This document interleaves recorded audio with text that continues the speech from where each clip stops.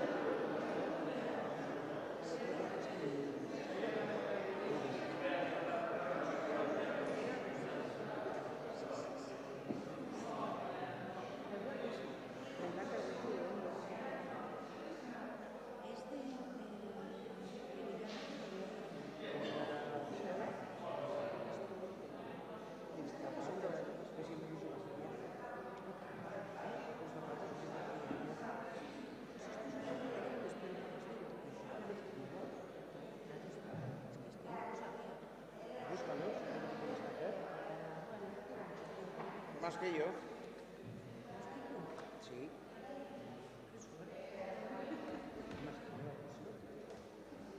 Hombre, no tienes una niña.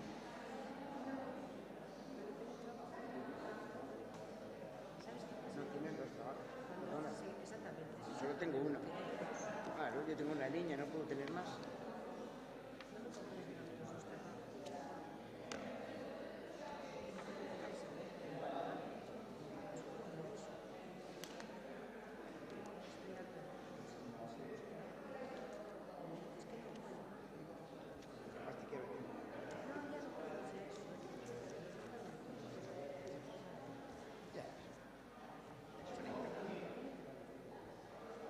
Varias cosas, yo también.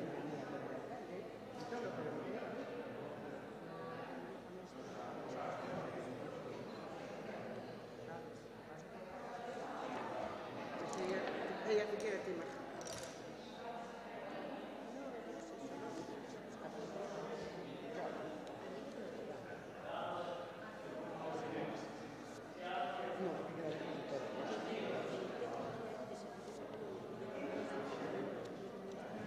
Claro.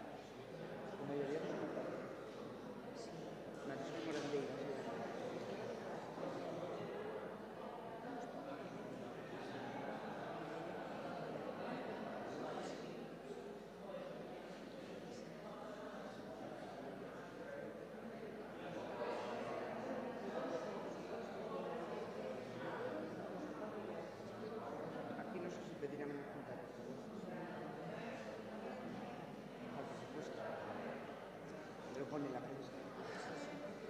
Pues no sé, para que los informen de presupuestos. Yo no he hecho hoy, no sé.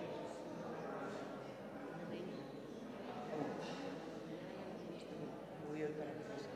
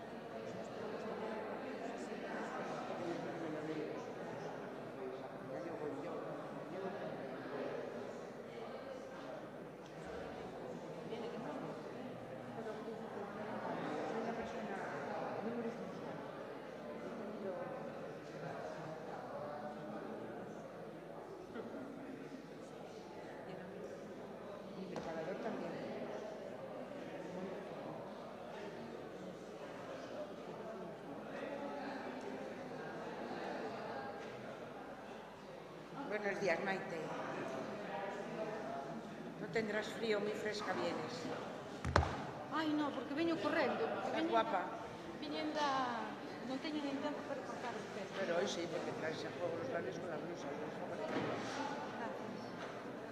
Que non fai nada de frío, eh? Eu creo que fai máis frío aquí dentro que fora. Bueno, yo estoy frío.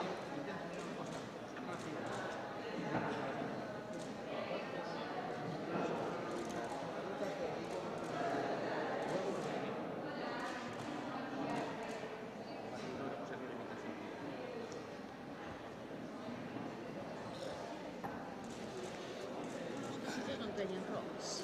Buenos días. Buenos días. ¿Qué tal? Ámbito. Si vamos facer unha foto feliz para Ahí sí. estes. Sí, para que disparen. Eh. No gastan carrete. ¿Qué? Perdón. Sabes que hay dos enmiendas. Una a la moción de una por el BNG y el PSOE, a la moción del PP, y otra del BNG a la moción de San Cibrao del PSOE. A ver, déjeme tomar nota. ¿No te las dieron, presidente? No. No me dieron, ¿no? Enmienda. Enmendas. Ah. Sí. Del BNG a la de San Cibrao.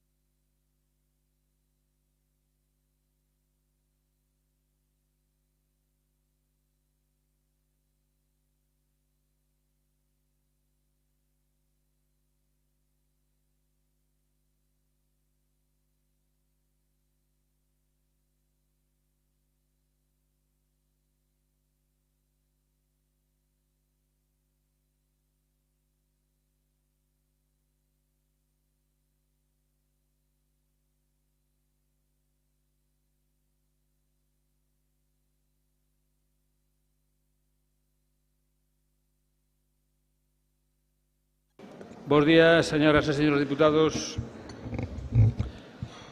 Persoal da Diputación, público que nos acompaña, medios de comunicación, imos dar comenzo ao pleno, a sesión ordinaria da Corporación Provincial correspondente ao presente mes de outubro. Empezamos polo punto número 1 da orde do día, das actas da sesión extraordinaria celebrada o día 11 de setembro e a ordinaria celebrada o día 24 de setembro, extraordinaria celebrada o día 15 de outubro de 2019. Non sei se hai alguna cuestión, alguna das actas. Pues entón, sometemos a votación. Votos a favor? Unanimidad. Gracias. Unanimidade. Pasamos ao punto número 2 da orde do día, que é unha declaración institucional asinada polos tres grupos representados na corporación con motivo do Día Internacional de Eliminación da Violencia Machista, esta lacra que lamentablemente nos acompaña. Vou dar, pois, lectura a esta declaración institucional que, como digo, está asinada polos tres grupos representados.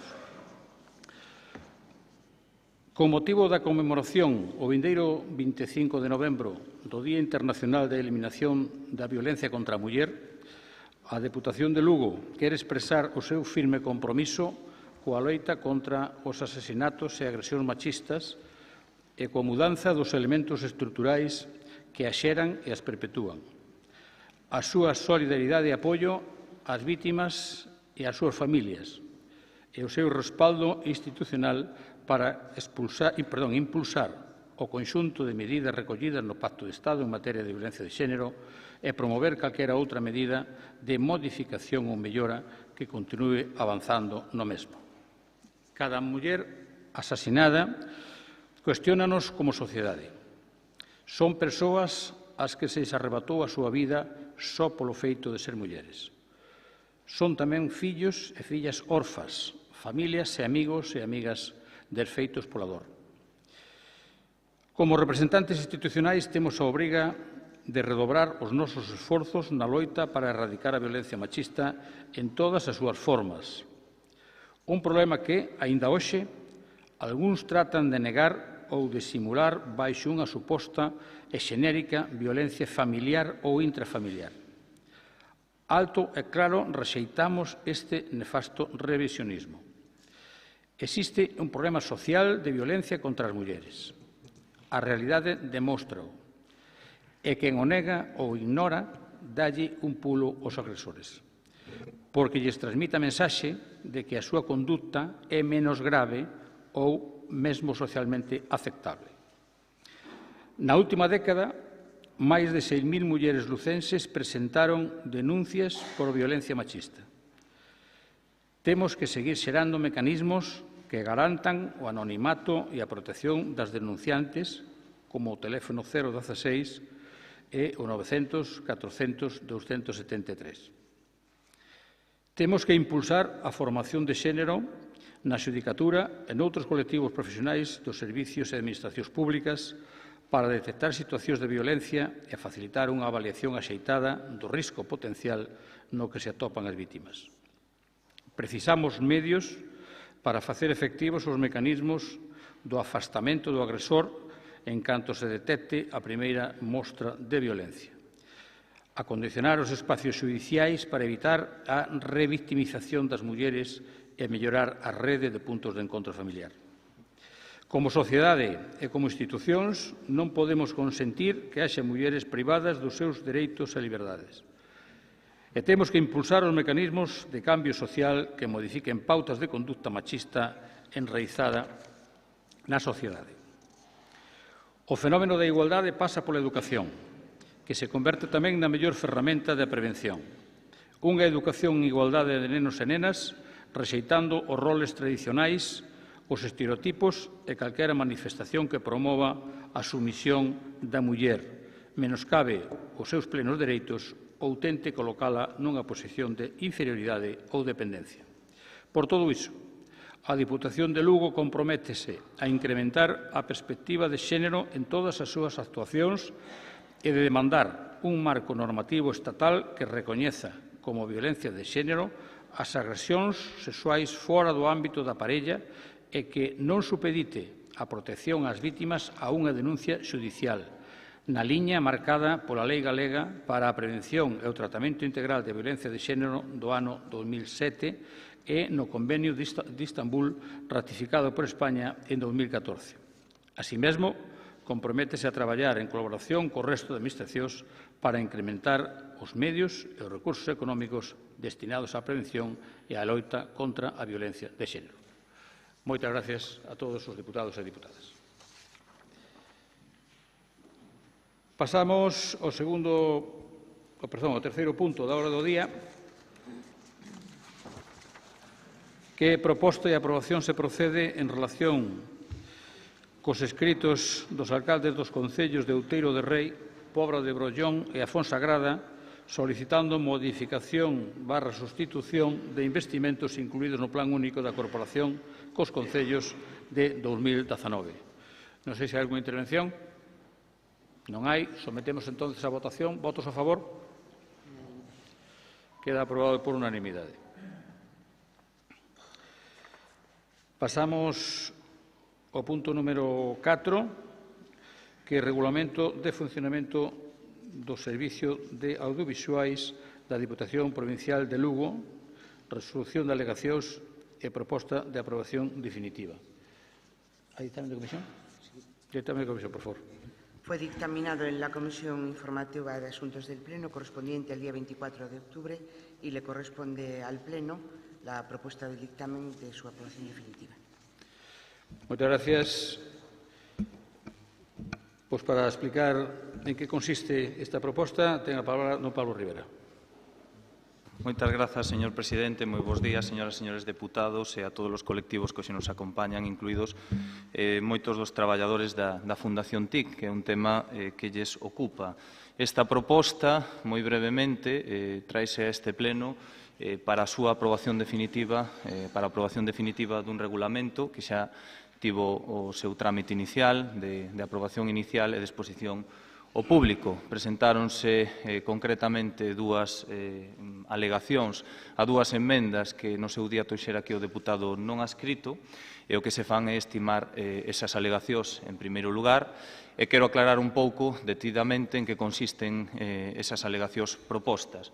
En primeiro lugar, unha das enmendas ao punto 4 que se trae a este pleno consistía na exixencia de ter que presentar ao pleno mensual un programa das actividades xunto cas peticións das distintas entidades da provincia con carácter previo para a súa aprobación no pleno. Según se establece, non son esas alegacións, sino un informe xurídico posterior emitido por o secretario xeral adxunto conformada por a Secretaría Xeral desta Casa, eso podría estar vulnerando, lóxicamente, sería unha especie de control previo ao presidente non recollido no regulamento orgánico, tanto no artículo 33 do ROF como no artículo 57. Podría estar vulnerando a capacidade que ten o presidente para impulsar, dirixir os servizos desta institución en primeiro lugar. En segundo lugar, se inclúe unha disposición, na disposición adicional, incluíase unha segunda engádega que era crear unha comisión de carácter permanente con carácter previo á celebración desos plenos.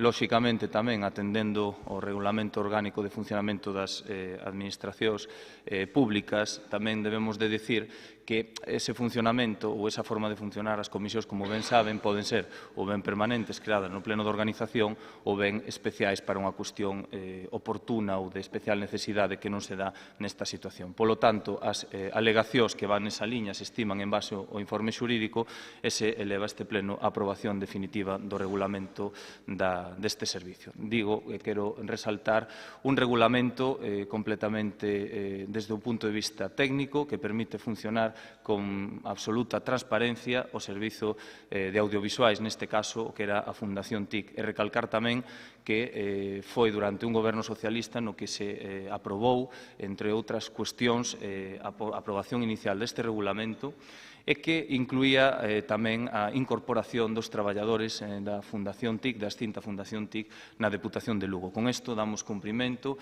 a 2 dos 3 acordos levados a cabo naquel acordo plenario de xullo de novembro do ano 2018 e poñemos de relieve, ademais tamén, que xa se está a impulsar tamén o terceiro dos acordos, que era a equiparación a través da valoración de postos de traballo. Moitas grazas. Moitas gracias. Don Efrén, ten o seu turno.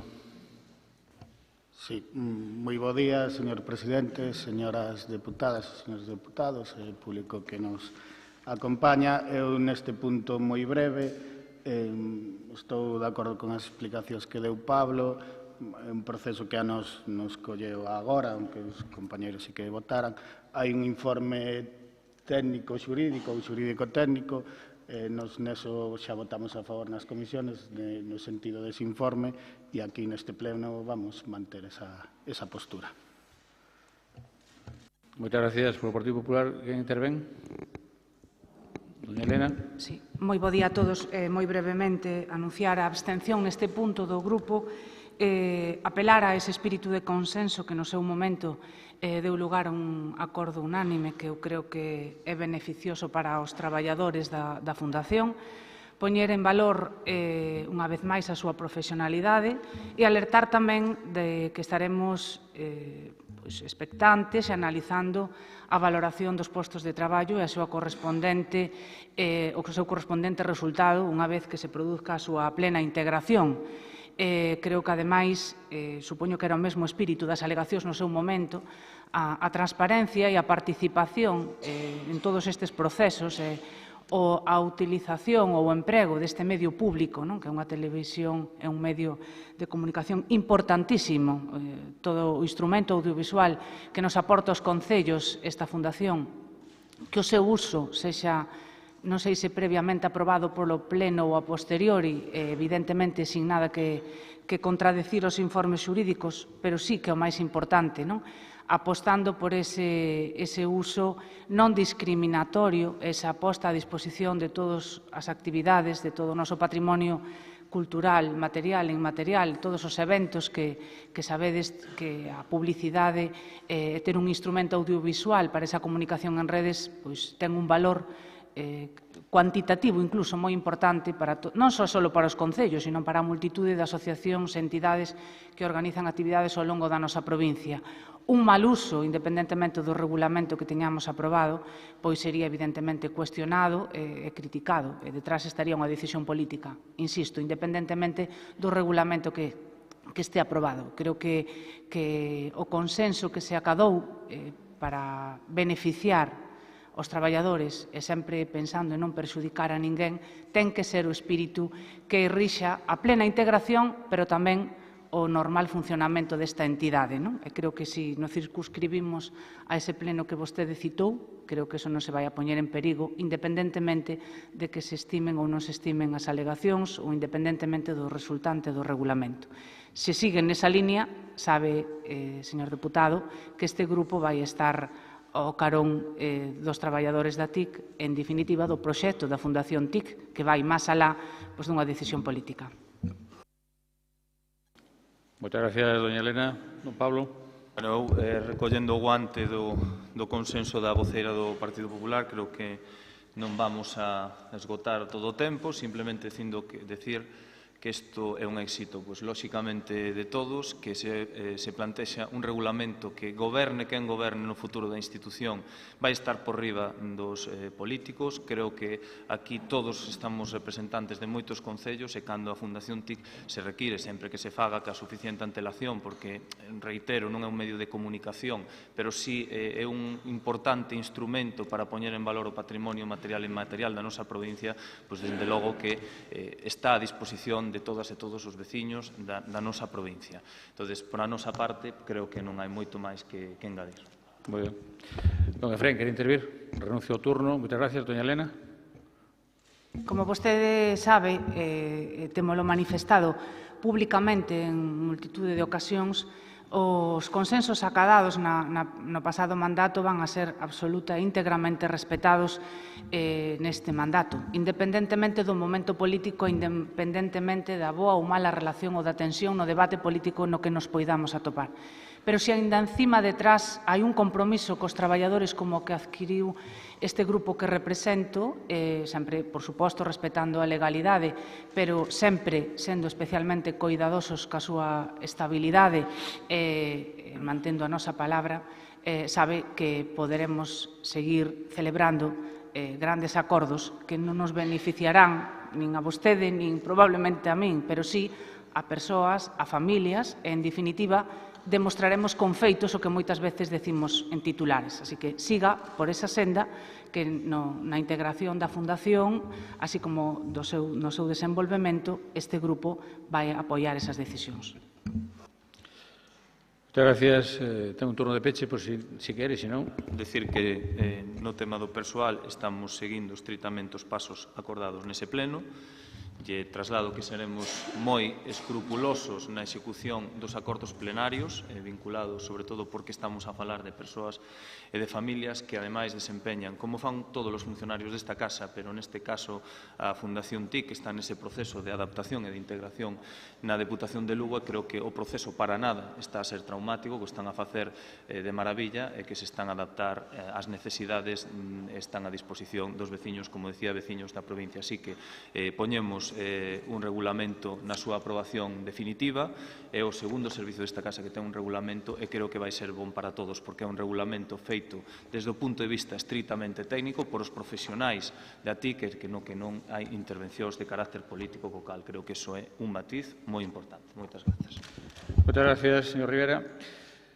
Esgotado o debate, sometemos a votación a proposta que se trae a este pleno. Votos a favor? 13 votos a favor. Votos en contra? Non hai. Abstencións? 12 abstencións. Queda, por lo tanto, aprobado o regulamento.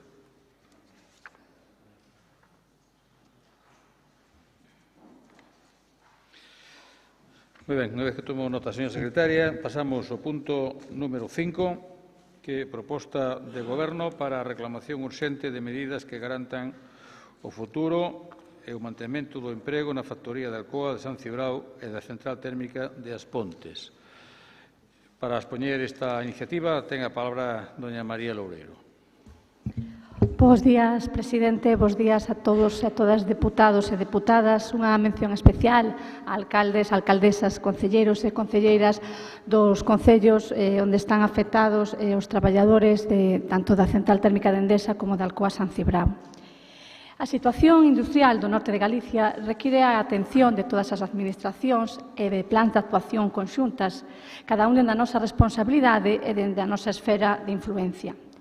Por que levamos esta proposta? O motivo de levar esta proposta hoxe se debe a que no anterior pleno non houbo acordo por unanimidade con respecto á declaración institucional de defensa dos traballadores da central térmica de Endesa e anteriormente no caso de Alcoa, porque o Partido Popular se negou a incorporar a Xunta de Galicia no compromiso de tomar medidas e traballar conxuntamente co Goberno central. O voceiro do Partido Popular, o señor Agustín Bamonde, no receso que houbo para chegar a un acordo unánime, dixo que non podía incorporar a Xunta de Galicia. Día despois, o conselleiro de Industria traslada unha serie de medidas para garantizar un precio competitivo da enerxía, medidas que, a verdade, non van sin tempo. Despois de 10 anos de goberno do señor Feijóo na Xunta e 7 anos de goberno de Rajoy en España, eu pregúntome, isto non é oportunismo político? Esta proposta da Xunta de Galicia, a través do seu conselleiro, deixa en evidencia o Grupo Provincial do Partido Popular, xa que se encargaron de decir por activa e por pasiva que a Xunta non era competente en materia de industria. Descoñecen o artigo 30 do Estatuto da Autonomía, que dice que as competencias exclusivas en materia de industria son da Administración galega. O problema destas dúas factorías non é de agora, non. Hai aproximadamente unha década que Endesa empezou o seu proceso de peche. Que estrategia deseñou a Xunta para facer fronte a esta situación? A Feijóo se lle enche a boca agora aludindo ao calendario, dicindo que as datas para o fin do carbón foron primeiro unhas, logo outras, pero é unha excusa.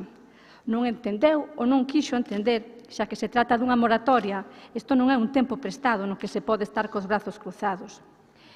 A Xunta non se queixa porque teña cambio de datas ou queixase porque non sabe como ocultar a realidade.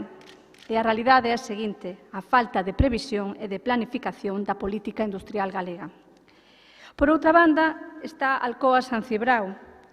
Eu xa teño ido a manifestacións da Alcoa polo mesmo problema, porque nós, os alcaldes e alcaldesas socialistas, estábamos a carón dos traballadores antes co goberno de Mariano Rajoy en Madrid e agora co goberno de Pedro Sánchez. E non pasa o mesmo co Partido Popular, porque o despliegue que hai agora nas concentracións de dirixentes, alcaldes, alcaldesas, concelleiros, cargos orgánicos, non o había antes. Pero o problema da Alcoa non é de agora, non apareceu este ano e medio que está Pedro Sánchez gobernando. Na Mariña non se nos olvida como José María Aznar, creo que todos o coñecemos, en plena fiebre privatizadora, vende en 1998 o sector público do aluminio á multinacional estadounidense. E a partir de aí empezou a fantasma do peche de Alcoa, non neste ano e medio. E aínda así, o Goberno fixo máis polo tecido industrial neste ano e medio que o Goberno de Feijóo e de Rajoy xuntos. Acábase de aprobar o venres pasado no Consello de Ministros 172 millóns de euros en subvencións para compensar os custos derivados de emisións indirectas de gases efecto invernadoiro, o CO2, que aumentaron 90 millóns de euros das anteriores axudas. E a principal beneficiada pola medida é a Alcoa con 25 millóns de euros.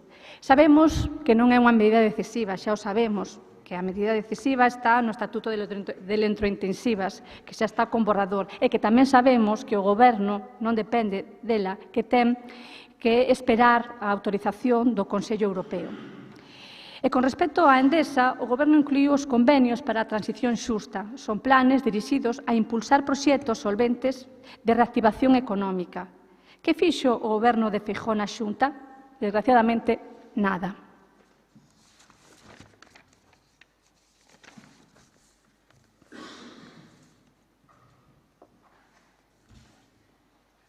Acabé. Moitas gracias. Señor Bamonde, ten vostede a palabra, do Partido Popular. Moitas gracias, señor presidente. Moi bo día, señoras e señores diputados. Saúdos tamén a todas as persoas que nos honran coa presencia nesta sesión. Permítame, señor presidente, que empece a miña intervención con aquelas palabras que a vostede seguramente lle soan ben, que as palabras de Alfonso Guerra: a este país non lo conoce ni la madre que lo parió. Mire vostede, arde Barcelona, carbonízanse as pontes, electrocútase Alcoa, conxélase a economía, descarrila o AVE. E todo por obra e gracia, por mor de un goberno que a base de estar permanentemente en funcións, está conseguindo que aquí non funcione absolutamente nada. Señora Loureiro, por que presenta o Partido Socialista esta iniciativa? Vostede pon a súa razón, eu expresolle a miña. Permítame que acuda outra vez a unha cita. Recórdolle aquela novela de Stienkiewicz, Quo vadis Domine. Recorda que ali foi a intercesión divina que fixo que San Pedro dera a volta e que recoñecera e se dera conta do que tiña que facer. Aquí, neste caso, non foi a intercesión divina, foi outra intercesión. Foi unha reacción social fortísima, con 3 concentracións multitudinarias na Mariña lucense, con unha folga xeral nas Pontes, con unha movilización dos transportistas do carbón hacia Madrid, tamén a convocatoria nunhas eleccións o 10 de novembro, o que fixo que o Goberno da Nación e que tamén o Goberno desta Deputación Provincial tomaran conciencia do problema gravísimo de Alcoa, do problema gravísimo tamén de As Pontes. Recorde, señora Loureiro, que aquí estuveron o presidente do Goberno, aquí estuveron as señoras ministras competentes, pasaron de puntillas sobre o tema de Alcoa e sobre o tema de As Pontes. Algunha estuvo nas factorías e non foi capaz de ofrecer nin a máis mínima solución. Aquí, na Diputación, quere que lle recorde que para que este tema fora sometido a debate foi necesario que o Partido Popular solicitara un pleno extraordinario no caso da central térmica das Pontes e foi necesaria tamén unha moción do Partido Popular e unha do Bloque Nacionalista Galego para que se tratara tamén o tema de Alcoa. Si non é por eso, este tema pasaría para vostedes desapercibido. Pero agora rectifican, Ahora danse conta da trascendencia dese problema, tratan de enmendar o erro que cometeron. E, señora Loureiro, benvidos ao mundo da realidade social, benvidos ao mundo dos traballadores de Alcoa, dos traballadores de Endesa que están sufrindo gravemente ese problema. Pero miren vostedes, benvidos ao mundo terrenal, pero para poñer os pés no chan aínda teñen que cumplir vostedes dúas premisas que se resisten a admitir e a aceptar. A primeira desas premisas é asumir que o nivel de responsabilidade está en función do nivel de competencia. E miren vostedes, aquí estamos falando de enerxía, aquí estamos falando de relacións coa Unión Europea, aquí estamos falando de adopción de medidas fiscais. As competencias en esos temas son competencias do Goberno central. O propio señor presidente o recoñecía naquel pleno extraordinario. Polo tanto, quen ten a competencia é o primeiro que ten que asumir a súa responsabilidade, o primeiro que ten que andar. E ben, eso a colación coa segunda das premisas de que eu lle falo. Miren, para ganar o ceo non se gana con Padre Nuestros. O ceo hai que ganalo con boas accións. E a iniciativa que vostedes presentan non pasa de ser unha declaración de boas intencións. Cumplen moi ben aquelo de que ni unha mala palabra, ni unha sola acción. Non presentan ningún tipo de alternativas, ningún tipo de solucións, nin para Alcoa, nin tampouco para as Pontes, para Endesa.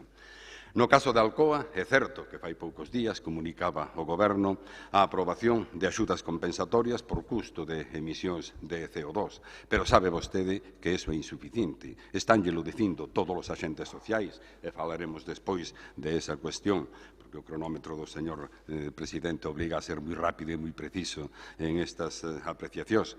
Na central térmica das Pontes non ofrecen vostedes tampouco absolutamente ningunha alternativa real para garantir unha transición xusta, unha transición ordenada, máis aló de criticar os que somos partidarios de facer esa transición ordenada en lugar da ruptura enerxética que vostedes propoñen. Si en Europa son capaces de transitar ese cambio de modelo hacia o año 30, por que aquí en España temos que facelo para o ano 2019? Explíquenme cal é esa razón.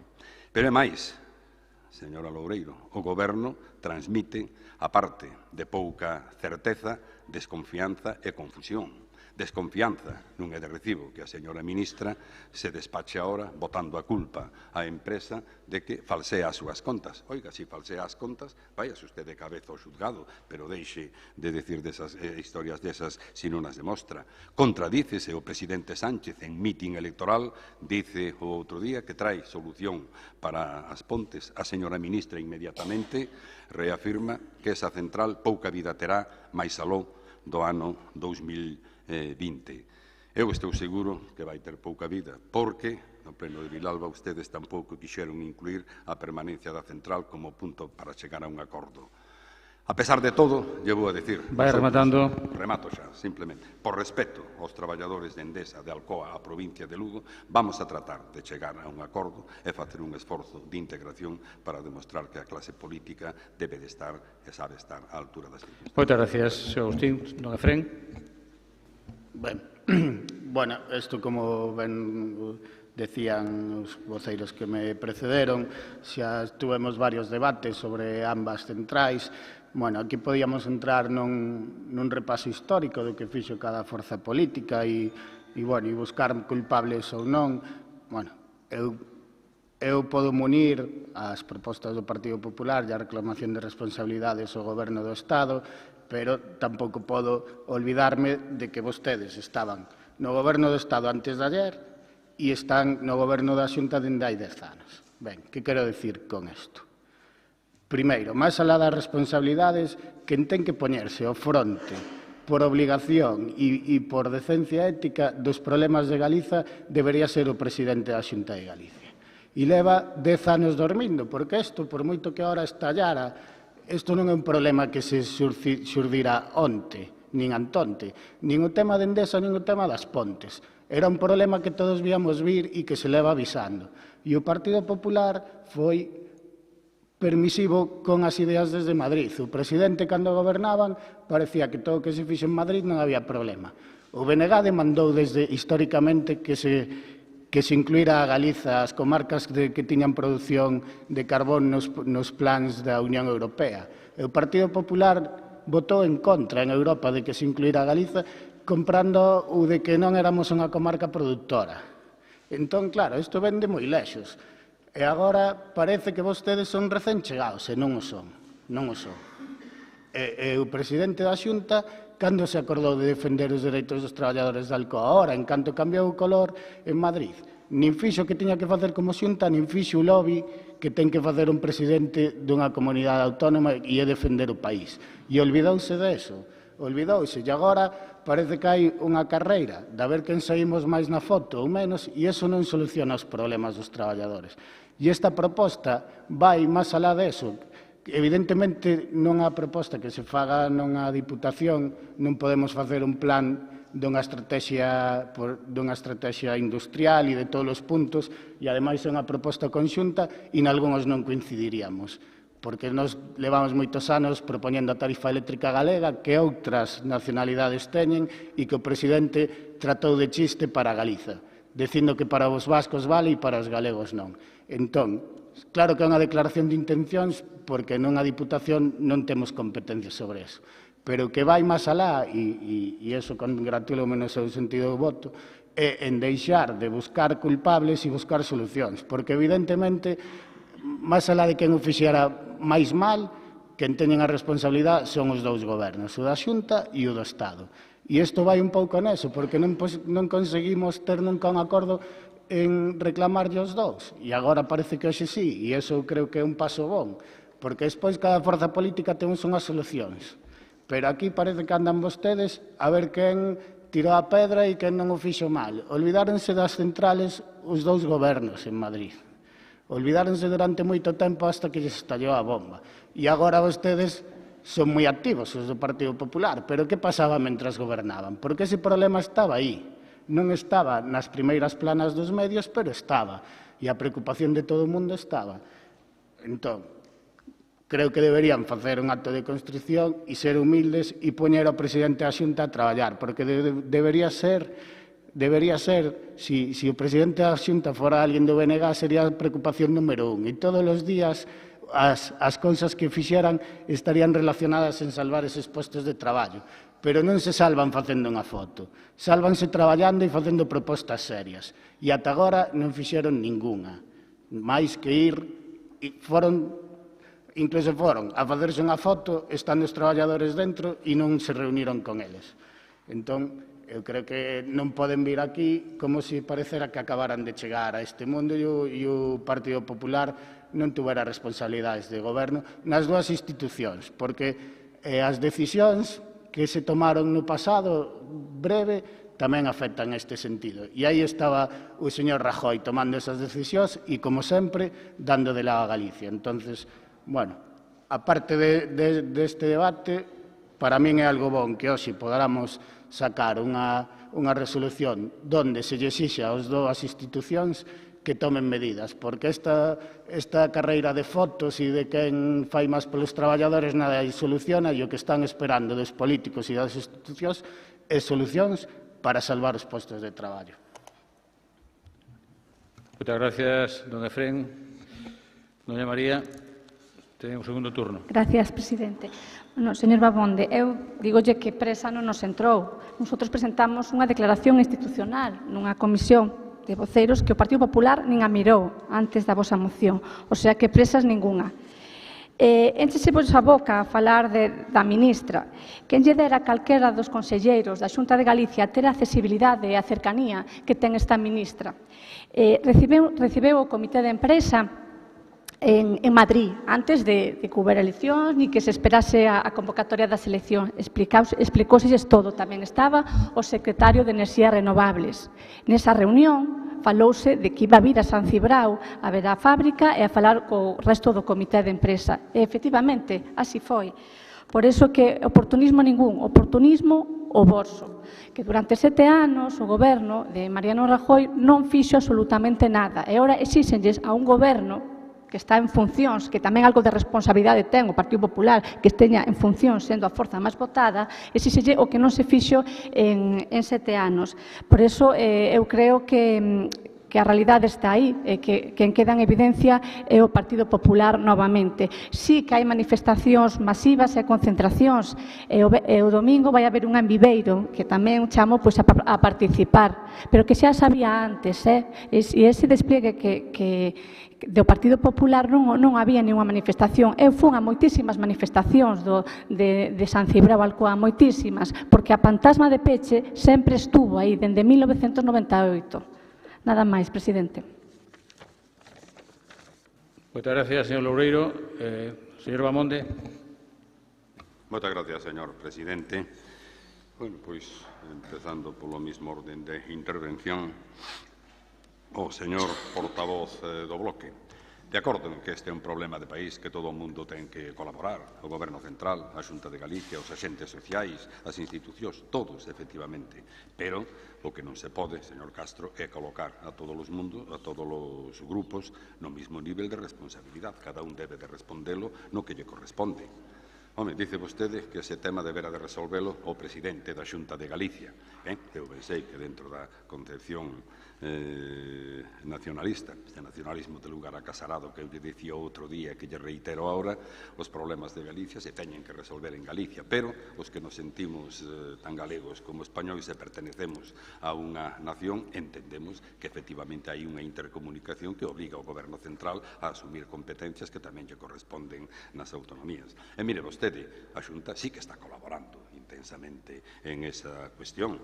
No tema de Alcoa, precisamente o conselleiro de Industria, o presidente da Xunta, están sustituindo a inactividade do Goberno socialista en Alcoa, con medidas de carácter fiscal, reducción de peaxes, contratos bilaterais de enerxía, solicitando esas aplicacións a categoría de consumidor hiperelectrointensivo, que somados á poxa de interrompibilidade, pois, lóxicamente, axudarían a resolver o problema. Nas Pontes son necesarias medidas fiscais, creación da mesa técnica, incorporación aos fondos europeos. Traballando todos xuntos, sí que se pode efectivamente avanzar e camiñar. E, señora Loureiro, declaración institucional. Eu xa lle aclarei naquel momento porque non podíamos aceptala. O que estaban facendo vostedes coa declaración institucional era furtando o debate sobre Alcoa e sobre a central térmica das Pontes. Nosotros tuvemos que pedir o pleno para evitar esa circunstancia. Dice vostede que a señora ministra é cercana. Oiga, eu teño o máximo respeto á señora ministra, pero a mí me gustaría que en vez de ser cercana aos problemas, o que fixera sería acercar, achegar a solucións aos problemas, porque desa así que non achega absolutamente ninguna. Miren, vostedes, o señor Torra, aplicanlle unha doutrina moi clara. Dice o presidente Sánchez, para falar comigo, primeiro que ten que facer vostede é recoñecer a violencia e pedir desculpas por eso. Eu estou de acordo. Nosotros non somos tampouco xuíces implacables que xixamos a naide ningunha circunstancia para achegarse a nós, pero creo que vostedes deberan de reconocer que hasta este momento aínda non dixeron se querían ter aberta ou non, se iba a continuar funcionando ou non a central das Pontes, e aínda non se comprometeron tampouco con que se iban a manter os precios competitivos para a factoría de Alcoa. Eu creo que iso é absolutamente necesario, porque hai quen sospeita, eu non sei se con razón ou sin ela, que despois do día 10 de novembro vostedes se van a olvidar de todo. Mire que falan moito do futuro, esquecen o presente. Quen esquece o presente quere dicir que o ten condenado. Os traballadores de Alcoa e de Endesa, si leen entre líneas, o que están entendendo é que vostedes lles están dicindo esas factorías non teñen futuro e non teñen presente, e vamos a construir o futuro. Señora Loureiro, canción triste de Gil Street, eso xa sonou no naval de Ferrol, xa se sabe con que resultado. Moitas gracias, señor Bamonde. Don Efrén. Sí. Ben, bueno, ou non me expresei ben ou vostede non me entendeu de todo. Eu, evidentemente, querría máis competencias para Galiza. De feito, sufrimos un goberno que leva 10 anos sin pedir ningunha. Pero o que dixen non é que o presidente tuvera todas as cartas para poder solucionar o problema de Endesa e as Pontes. O que dixen é que un presidente responsable, isto é un problema de país e debería ser casi a súa única actividade como ver hasta que estuvera solucionado, e non o é. Non o é. E só reaccionaron mal e tarde por a presión popular. E reaccionaron para chegar a unhas fotos. E ora fálame de unhas medidas que veñen que son coxas e que veñen tarde. Entón, extrañame que diga que, bueno, que como é competencia de Madrid, pois, oiga, pois o presidente da Xunta de Galiza, pois bueno, pois con decir que é competencia de Madrid, pois xa está. Pois nós queremos que o papel do presidente da Xunta debería ser outro.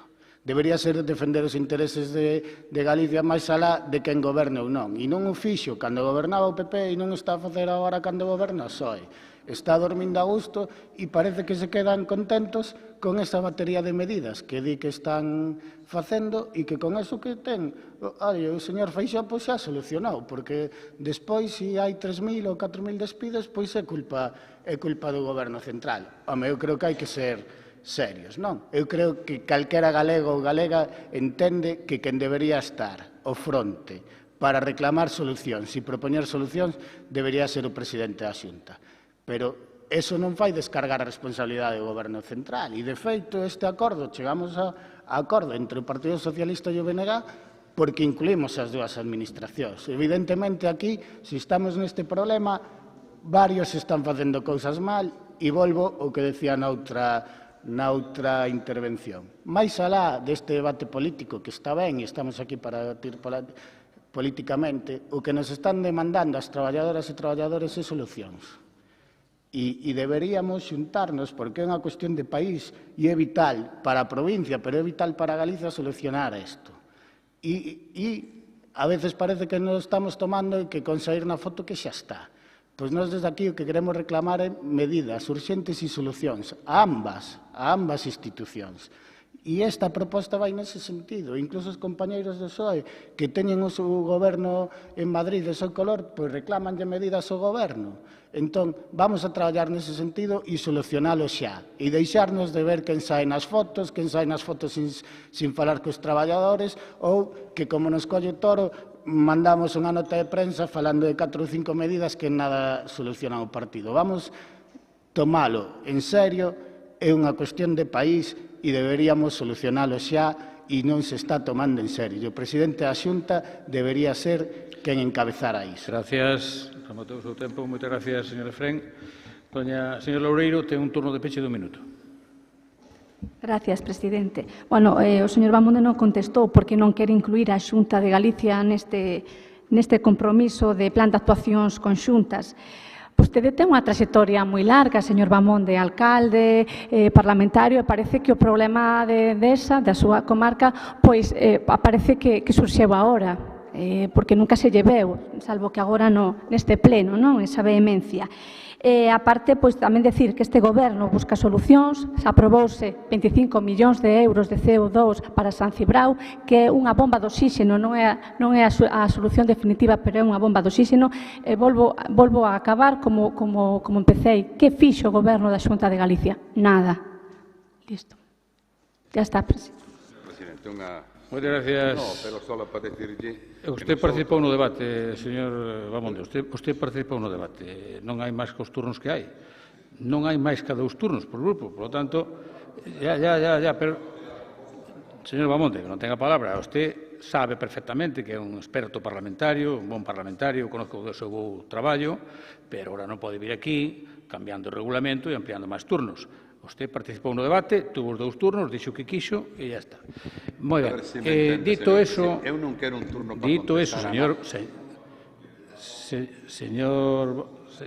señor Bamonde, espere, que ainda non acabei eu. Tranquilo.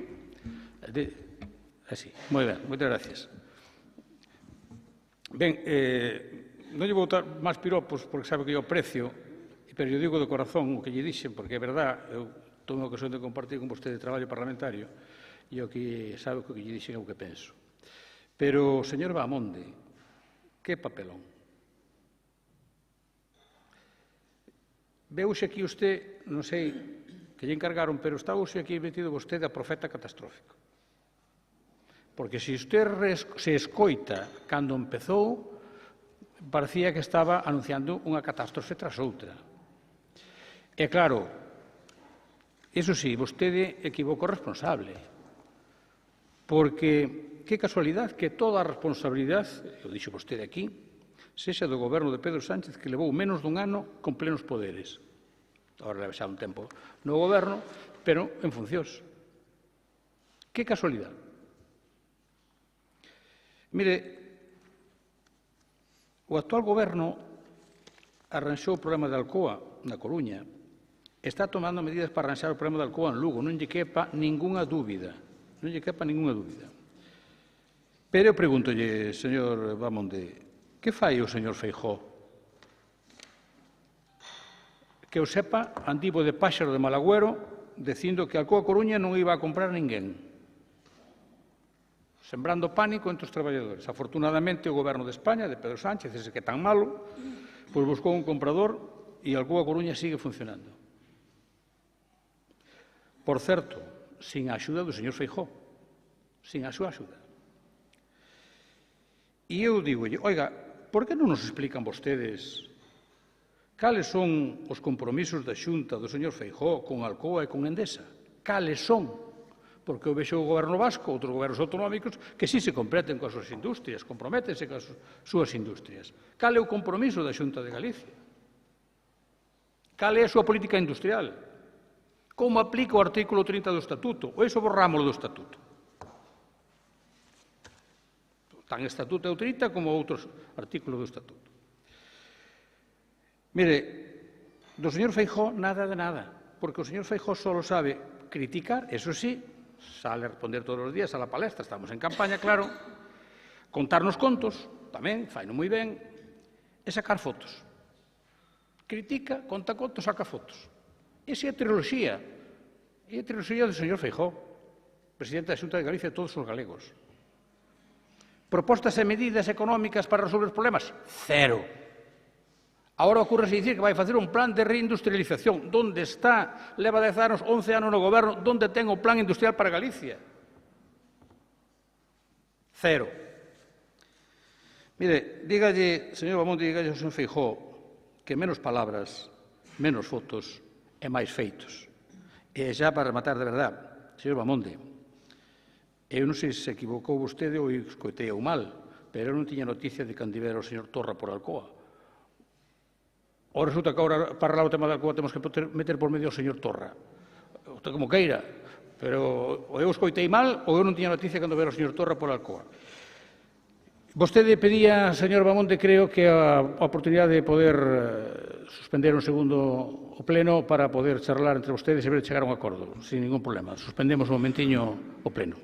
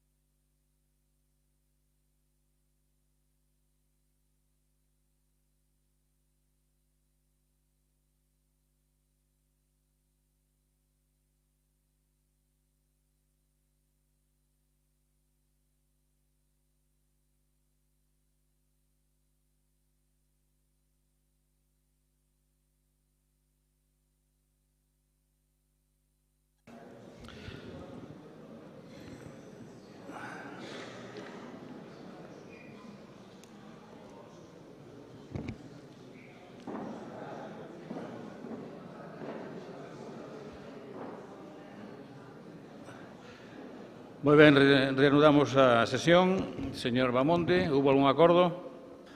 Sí, entendo que sí.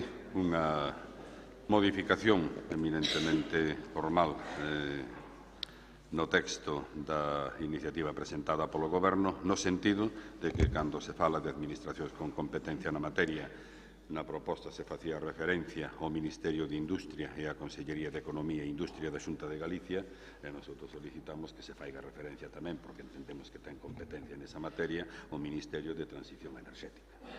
Moitas gracias. Señor Efrén, concorda usted co que dice o señor Bamonde? Sí.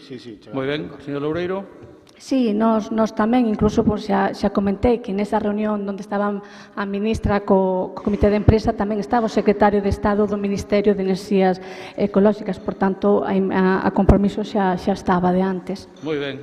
Bueno, pero entonces, con ese acordo que acaban de ultimar os tres grupos, sometemos a votación a iniciativa de apoio a Alcoa e ás Pontes. Votos a favor? Unanimidade. Queda aprobada por unanimidade. Gracias a todos os grupos e a todos os diputados e diputadas. Bueno, pasamos ao punto número 6, que é unha moción do Grupo Provincial Socialista para reclamar a segregación da Autoridade Portuaria de Ferrol-San Cibrao e a creación da Autoridade Portuaria de San Cibrao Lugo. Aí faltalle guión Lugo. E a esta iniciativa hai presentada unha emenda do BNG que logo nos explicarán, así que para expoñer esta proposta ten a palabra doña Mayra García. Moitas gracias, señor presidente. Bo día, señores diputados, señoras diputadas, alcaldes e alcaldesas que nos acompañan, concelleiros e concelleiras, veciñas e veciños e, como non, aos medios de comunicación que dan información do que sucede na nosa provincia. Hoxe traemos a pleno unha iniciativa de gran trascendencia para a nosa comarca, para a comarca da Mariña, pero tamén para a provincia de Lugo, que é, pois, como decía o señor presidente, a creación de unha autoridade portuaria propia para San Cibrao, para Lugo. Os socialistas vimos defendendo esta reivindicación histórica con numerosas iniciativas que se foron plantexando diante das institucións en numerosas ocasións. Xa, pois, no 2002, cando Lugo acadou a condición de provincia marítima, o requisito indispensable para poder contar coa autoridade portuaria propia, o Partido Socialista, a través de por aquel entonces o senador Luís Ángel Lago Laje, defendeu na Cámara Alta a constitución de unha xerencia portuaria en clave territorial para San Cibrao. No 2011, os deputados e deputadas autonómicas do PSDG, entre os que estaban pois un mariñán, Ismael Rego, levaron ao Parlamento de Galicia unha proposición non de lei que instaba ao Goberno galego a negociar co Goberno de España a transferencia á Comunidade Autónoma do Porto de San Cibrao e a creación da Autoridade Portuaria. Esta reivindicación conta, ademais, cun forte e continuado respaldo dos axentes económicos e sociais da nosa provincia. A campaña en defensa da autoridade portuaria que veñen de emprender a Confederación de Empresarios de Lugo e a Federación de Asociacións de Veciños así o acreditan. Por iso, dende a Diputación, queremos darlles as gracias por este compromiso co futuro da nosa provincia. E porque aquí estamos falando de compromiso, e compromiso coa Mariña, con Lugo, por riba de todo, é o que estamos demostrando no Grupo Provincial Socialista con esta iniciativa plenaria, ao contrario do que fan outros partidos políticos, pois nós poñemos os intereses da provincia por riba de calquera interese electoralista ou partidista e con esta moción instamos ao Goberno Central a que, en canto teña plenas competencias despois das eleccións, cree a Autoridade Portuaria de San Cibrao Lugo. Lugo é a única provincia marítima de España que ten un porto de interese xeral, pero que non conta con unha xestión propia. Unha situación anómala do sistema portuario español que debe rematar. Lugo acadou, como decía, pois a condición de provincia marítima xa no 2002 e 17 anos despois pois seguimos sin ter esa autoridade portuaria. Esta demanda ten unha trascendencia vital para o futuro económico da Mariña e de Lugo. Hoxe, máis que nunca, si cabe, pois na actual situación industrial e empresarial, é fundamental para garantir a supervivencia económica da comarca, pois contar con un activo económico da importancia do porto de San Cibrao. Unha infraestructura que cunha xerencia propia podería abrirse a novas posibilidades económicas, novos tráficos comerciais e unha maior implicación coa súa contorna. Como sempre, formulamos esta demanda dende a lealtade institucional. Este non é un reproche cara a xestión da actual Autoridade Portuaria de Ferrol-San Cibrao, senón que queremos independizar a xestión para seguir colaborando no futuro, pero queremos colaborar en pé de igualdade co resto de portos de interese xeral do Estado español. Tendo en conta a importancia desta moción e todo o que ela significa para o futuro da nosa provincia, pedimos a todos os grupos políticos con representación na corporación que se sumen a esta iniciativa e reclamemos de forma conxunta a necesidade de unha autoridade portuaria propia para Lugo. Como decía o señor presidente, pois hai unha emenda de engádega do Bloque Nacionalista Galego que dende o Grupo Socialista imos a aceptar. Nesta primeira intervención, nada máis. Moitas gracias. Moitas gracias, don Efrén. Ten vostede a palabra. Ben, nós imos votar a favor, evidentemente, e máis agora que nos anuncian aceptar a nosa emenda. Estamos de acordo no plantexamento, falaba antes o señor Agustín dos nacionalistas. Bueno, isto vese que o diseño portuario foi feito con distancia e con pouco criterio territorial, porque calquera pode entender que o porto de Ferrol e o porto de San Cibrao pouco poden ter en común, non? Eso calquera que viñera aquí e se lle explique é capaz de entendelo, que é fácil que haxa conflito de intereses, non? Porque, e iso é unha... O PSOE leva moito tempo traballando e o BNG tamén leva bastantes iniciativas neste sentido.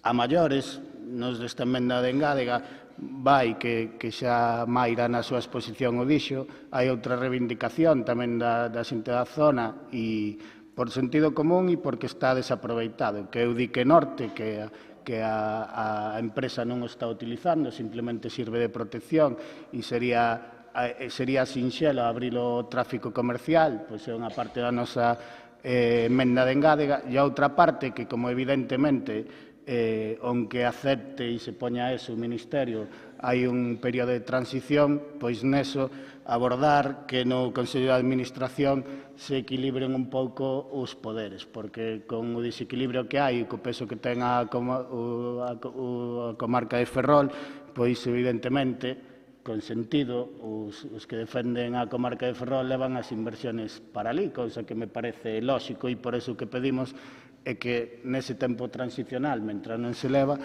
pois que se faga un reparto máis equilibrado dos poderes para que non se siga prexudicando o porto de San Cibrao. Entón, estamos completamente a favor. É algo de lóxica que non ten ningún sentido que se prolongue no tempo e creemos que é unha das medidas que pode reactivar máis alá da supervivencia da Alcoa, que ten que supervivir e é o máis importante, pero é un punto máis para potenciar a economía daquela zona, entón nos estamos a favor. Moitas gracias, don Efrén. Por o Grupo Popular ten a palabra don Jesús Novo. Bos días a todas e a todos. Bueno, primeiro xa empezar dicindo que vamos a votar a favor desta moción, aínda que creo que hai que puntualizar varias cousas. Primeiro, estou convencido de que Mayra non escribeu esta moción. Se a escribira Mayra, pois non decía que o porto, o dique norte, que está sen funcionamento. Primeiro, porque o dique norte non é ningún muelle de atraque todavía. Digo, pois, que non sepan e non estuveron ali. E como sei que Mayra estuvo, por eso digo que non escribeu. Eso é simplemente un dique. Hai que transformar ese dique nun porto e nun muelle a facer un muelle, non? Simplemente unha puntualización. Segundo, en cuanto á emenda que presenta o Bloque, aceptámola perfectamente, pero creo que, aínda que dice tomar todas as medidas necesarias, creo que hai que cambiar unha lei que é do ano 2010, na cual está totalmente delimitado o Consello de Administración e a nosa provincia ten solamente os que ten neste momento, que é, efectivamente, a Lei 33/2010 do 5 de agosto. Pero, como dice que hai que tomar todas as medidas necesarias, esta pois sería unha das medidas que hai que tomar. Máis importante que nada, mirad, eu creo que, aparte de que é a 7ª vez que traemos esta moción á Diputación, que eu lembre, xa trouxemos no ano 2011, estando en ollo de diputado, despois trouxémola no ano 2015, aparte esta moción, e, por certo, votouse sempre, non quero dicir por unanimidade, perdón, pero sí se votou sempre a favor. En algúns casos con abstencións, en outros casos, pois, a favor, non? Votouse esta moción no Congreso dos Diputados, perdón, moción non, votouse un acuerdo no Congreso dos Diputados, tamén se aprobou. O Goberno socialista, antes de gobernar, ou xa gobernando, dixo que iba a haber unhas partidas presupuestarias para levar a cabo estas actuacións. De momento non vimos nada. Pero sí, o que é certo, dúas cousas importantes. Primeiro, Alcoa na súa totalidade, salvo o Portiño de Morás, o resto na súa totalidade é unha concesión feita pois á empresa Alcoa. Primeiro, habrá que amañar, vamos de debatilo na moción anterior, e primeiro habrá que arreglar eso. Segundo, das 12.000 toneladas de mercancía que move o porto de Ferrol San Ciprián no ano, 5.000 correspóndenlle a San Ciprián, 5.000 solo de bauxita, 5.000 solo das que move a Lúmina.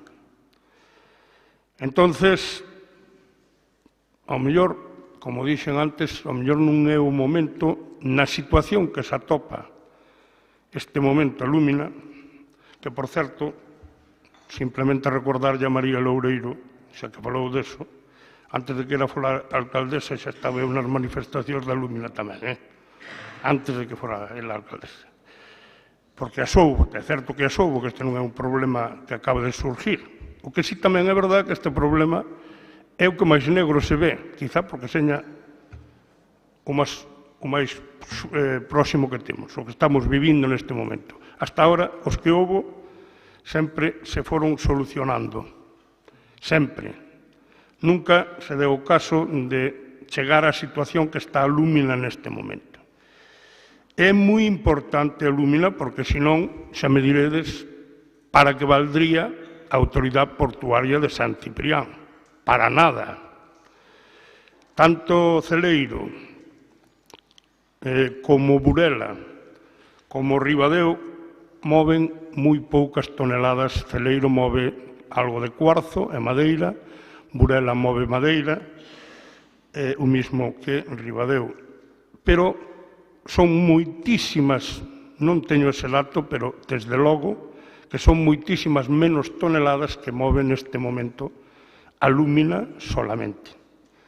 Co cual,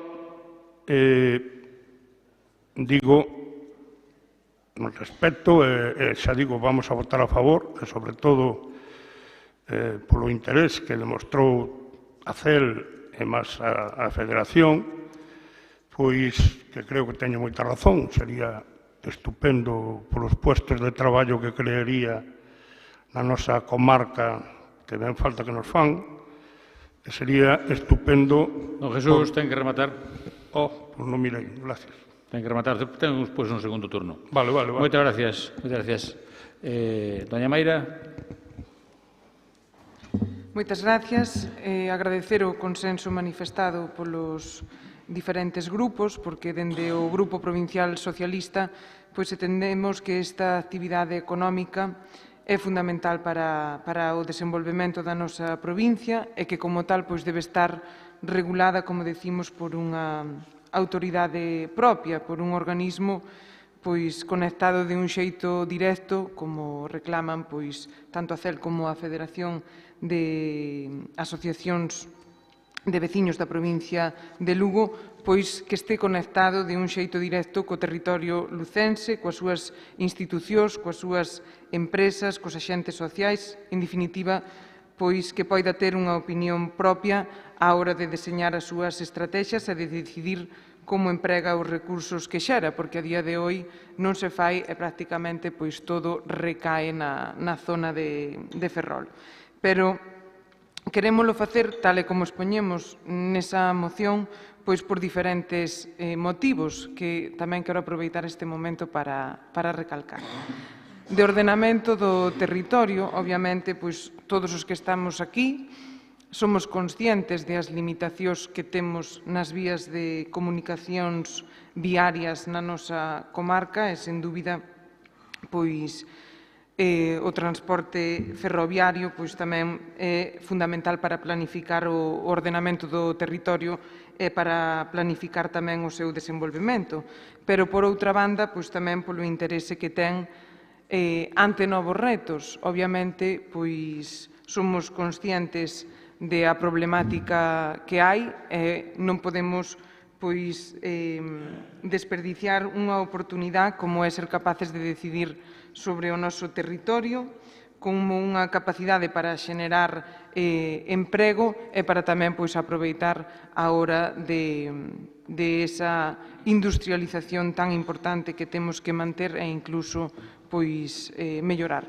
Pola nosa banda, nada máis. Unha vez máis, agradecer o apoio dos grupos políticos e agradecer tamén que nos acompañen diferentes representantes tanto da CEL como da Federación de Asociacións de Veciños e o seu interese mostrado por esta iniciativa. Moitas gracias. Moitas gracias, doña Mayra. Don Efrén. Sí, ben, moi breve. Bueno, eu sí que é verdad que eu son de interior e non conozco o porto estando ali, pero sí que me referín ao dique como dique norte, porque sei que é un dique, porque sí que me informei, e dai falamos de que ese dique se poda transformar en un porto, quero dicir que non era que xa pensemos que se pode usar, senón é traer inversións para ese dique, e en canto ao momentum, pois eu creo que isto non interfire en nada a actividade de Alcoa e sempre é un bo momento para dinamizar a economía daquela zona. Entón, eu aí sí que non vexo que sea un mal momento, porque o dique que está usando Alcoa nada lle afectaría máis que nos seus órganos de goberno e nadie propuxo aquí sacarlle o convenio que hai de uso. Entendo que a moción non iba nese sentido e nada di deso e na nosa emenda tampouco. Entón, non sei que o momento eu creo que calquera medida que sea para dinamizar a economía da provincia e da comarca da Mariña ven nun bon momento e nos entendemos que por ese lado é un bon momento. E que falaba da lei, evidentemente, por eso puxemos o que vostede ben decía de tomar as medidas oportunas para facer ese cambio e pouco máis que, bueno, alegrarme deste consenso porque, sinceramente, creemos que sería un bon punto de dinamizador da economía da comarca da Mariña. Moitas gracias, don Efrén. Don Jesús, segundo turno. Bueno, como non vamos a ter debate, pero sí quero dicir polo motivo que dixen que é un espigón, que aquí dice, falando do dique norte, dice que leva anos fora de uso. Perdón, o dique norte non leva anos fora de uso. É un dique, é o que quero dicir. Así, aquí o pon clarísimo, que leva anos fora de uso. Como vai levar anos fora de uso se é un dique? Se houbera un muelle e na ir atracar ali, pois sí que levaría anos fora de uso. Bien. Bueno, unha cousa que se me olvidou antes, xa que na moción anterior mencionou Aznar, pois dicir que foi precisamente Aznar o que no seu goberno onde foi declarada Lugo como provincia marítima. Iso tamén interesa recordarlo, non? Posto que se mencionou antes. Eu, de verdade, que non tiña pensado recordarlo, pero xa que o dixeste despois eso. E digo o do momento oportuno, o momento propicio, insisto, pola situación da lúmina. Dixen antes as toneladas que estaba movendo anuales, que se lle hai que poñer ceros, pois xa perdemos a conta, pero se sacamos, se desaparece a lúmina, creo que pouca actividade podería ter o Porto, salvo que non se desenrolen outro tipo de actividades na Mariña. E, desde logo, eu non vou ser a persona que non desexe para a Mariña, todo o contrario, para toda a provincia, pero en particular para a Mariña, o máximo movimento, máximas actividades e máxima xeración de empleo. Moitas gracias, don Jesús. Doña Mayra, ten un turno de peche de un minuto. Simplemente dicir que, con independencia de que crean que é o bon momento ou non, evidentemente estamos nunha situación anómala e o pon, ademais, na moción. Quero dicir, temos exemplos de outros lugares, como en Granada, pois que tardaron un ano en ter a autoridade portuaria propia e segregala. Polo tal, desde o 2002 hasta o 2019 van 17 anos. Eu creo que, con independencia de que seña o mellor momento ou non, vai sendo o momento xa de intentar resolver esta anomalía. Unha vez máis, pois agradecer o consenso de todos os grupos e nada máis. Moitas gracias. Moitas gracias, doña Mayra. Bueno, pois agradecendo as aportacións dos empresarios da Federación de Veciños de Lugo e tamén o posicionamento dos tres grupos, sometemos a votación a iniciativa do Partido Socialista coa emenda de engádega do BNG pola que se solicita a creación da Autoridade Portuaria San Cibrao Lugo. Votos a favor? Queda aprobada por unanimidade. Pasamos ao punto número 7, que é moción do Grupo Provincial Socialista para reclamar melloras nas dotacións de persoal e nos horarios das ambulancias de Foz e de Monforte. Para expoñer a iniciativa ten a palabra a doña Pilar García Porto. Moi ben, moi bo día. Moitas gracias, señor presidente.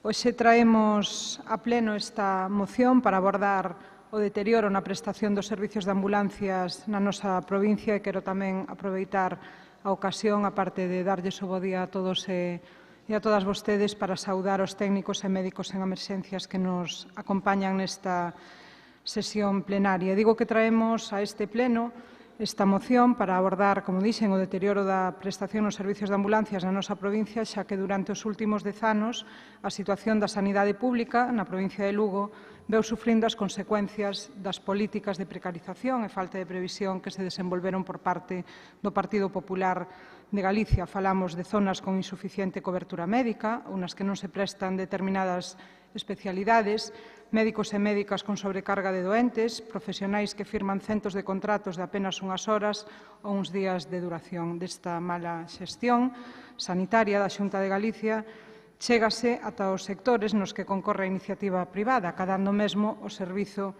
das ambulancias, no que non deixaron de producirse protestas dos traballadores e traballadoras polas condicións nas que se ven obrigados a traballar. Unhas condicións determinadas polo erróneo plantexamento que diseñou a Consellería de Sanidade fai uns meses. O pasado 29 de abril, a Xunta de Galicia publicaba os pregos das condicións técnicas do novo concurso público para a prestación do Servicio de Transporte Sanitario Urxente, un concurso que xa en sí mesmo recoñecía os erros cometidos no pasado, porque se incrementan un 50%, pasando dos 121 millóns de euros anteriores aos 185, é dicir, que se incrementa en 64. Por desgracia, para todos nós, o tempo acabou nos dando a razón aos socialistas, que no 2015 xa advertíamos de que a prórroga das deficientes condicións económicas do concurso xerarían problemas no sector. Pero a Consellería de Sanidade non quixo actuar, ata que as consecuencias da conflictividade laboral no sector ocuparon as portadas de todos os medios de Galicia, cos traballadores e traballadoras como protagonistas na demanda dun mellor servizo. Dicíalles fai un momento que, a pesar dese incremento económico, o novo concurso non resolve, incluso agrava, as deficiencias históricas que se sufren en moitas comarcas da nosa provincia, no que fai referencia ao transporte sanitario urxente. Nese concurso estímase que a dotación tipo dunha ambulancia de transporte sanitario ten que contar como mínimo con 4 persoas, un médico ou unha médica, un enfermeiro ou enfermeira e 2 persoas técnicas de emerxencias. Pero esta dotación redúcese nas ambulancias de Foz e Monforte, como acontece no Salnés, 3 casos en toda Galicia, e no conseguinte prexuízo para que os pacientes reciban en correctas condicións a prestación do servicio. No caso de Foz, suprímese un técnico ou técnica, co que se viña contando, e no caso de Monforte, cúbrese por fin a demanda desa ambulancia medicalizada, formulada dende fai tempo polo Concello e tamén polos veciños e veciñas, pero créase cunha dotación reducida. Polo tanto, estamos ante un feito que é a creación de doentes de primeira clase e de segunda clase. Na nosa provincia, en 2 localizacións, temos doentes de segunda clase, en Foz e en Monforte. A ambulancia de soporte vital avanzado de Monforte estrenouse prestando un servicio pasado día 16 a unha nena víctima dun atropello, e a miña pregunta é por que esta nena recibiu en Monforte unha atención sanitaria recortada diferente a que podería recibir se estivera en Ourense, se estivera en Coruña, se estivera en Lugo, etc., ou mesmo en Vigo. Miren, é necesario recordar que estamos falando de atención sanitaria en doenzas tempodependentes, é dicir, nas que a vida dos doentes corre perigo e nas que a rapidez da resposta é fundamental para a posterior recuperación, para garantir os mellores resultados. Hai multitude de protocolos sanitarios nos que resulta obrigada a presenza de 2 técnicos ou técnicas. Falamos de accidentes de tráfico, incidentes con múltiples víctimas, paradas cardíacas, inmovilización e traslados de certo tipo de doentes. Ademais, a presencia de 2 técnicos no medio rural, que é o que máis nos atinxe nesta provincia, pois garante chegar con maior facilidade e moitas veces é a única forma de garantizar que se chegue a localizar un punto onde temos un doente na zona rural. Non sendo suficiente o infraservizo de Monforte para incrementar as deficiencias, que é o que está facendo a Xunta de Galicia, a ambulancia asistencial con base en Foz ve reducido dende hai anos o seu horario, pasando de 24 a 12 horas. Por que en Foz pasa isto, mentras que noutros lugares se fixo o contrario, reverteuse a situación? Pois a iso nos terá que contestar a Xunta de Galicia. Nós témolo denunciado dende o Partido Socialista no Parlamento de Galicia.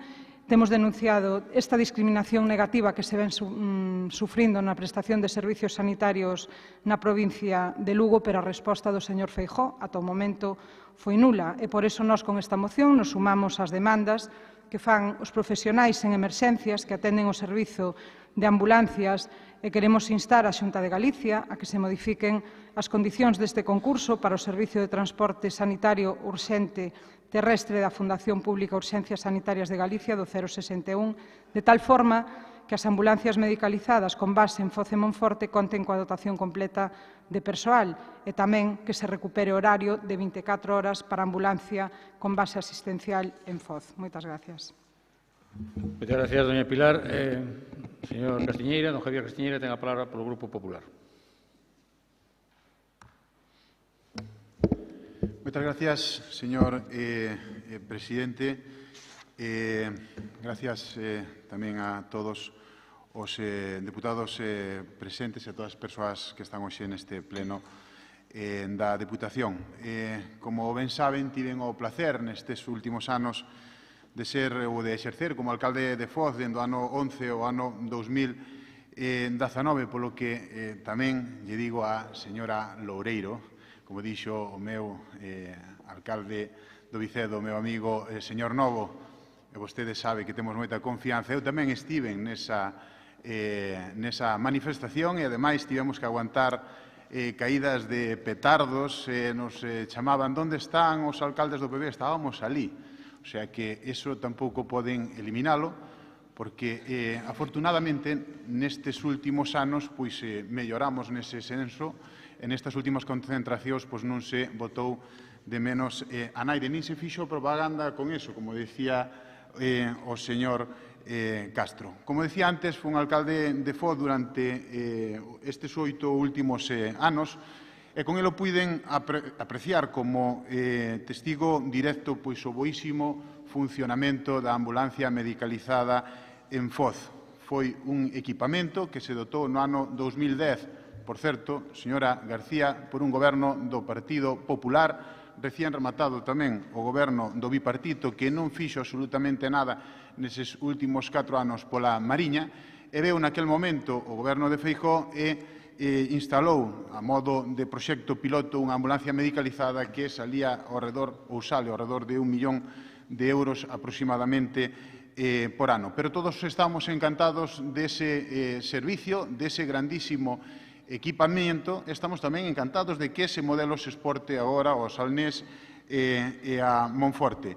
Pero non só dese equipamento, sino que hoxe estamos aquí porque además hai unhas reclamacións de un colectivo que responde pois aos técnicos das ambulancias e, por suposto, vai aí pois o noso máximo aprecio dentro do Partido Popular hacia ese colectivo, tanto médicos como enfermeras, pero especialmente neste caso pois os técnicos das ambulancias, cos cales pois teño tamén moita xente coñecida e que efectivamente pois neste caso veron mermados un facultativo na ambulancia da Mariña bueno, pois por o mismo efecto en Monforte e no Salnés. Ese equipo de traballo eu vinos traballar, é verdade que é digno de recoñecer a súa actividade. Decíamos que, efectivamente, ese servicio montou no ano 2010 o Partido Popular. Creemos que ese servicio foi moi efectivo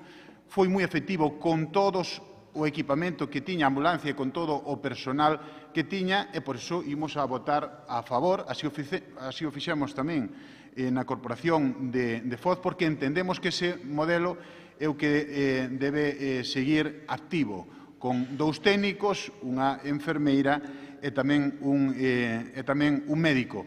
Votamos a favor porque queremos seguir mellorando, queremos melloras para a Mariña e queremos melloras, por suposto, tamén para Monforte. Entendemos que as medicalizadas de a Mariña e Monforte son 2 servicios básicos que fan, basicamente, pois, 2 funcións importantísimas.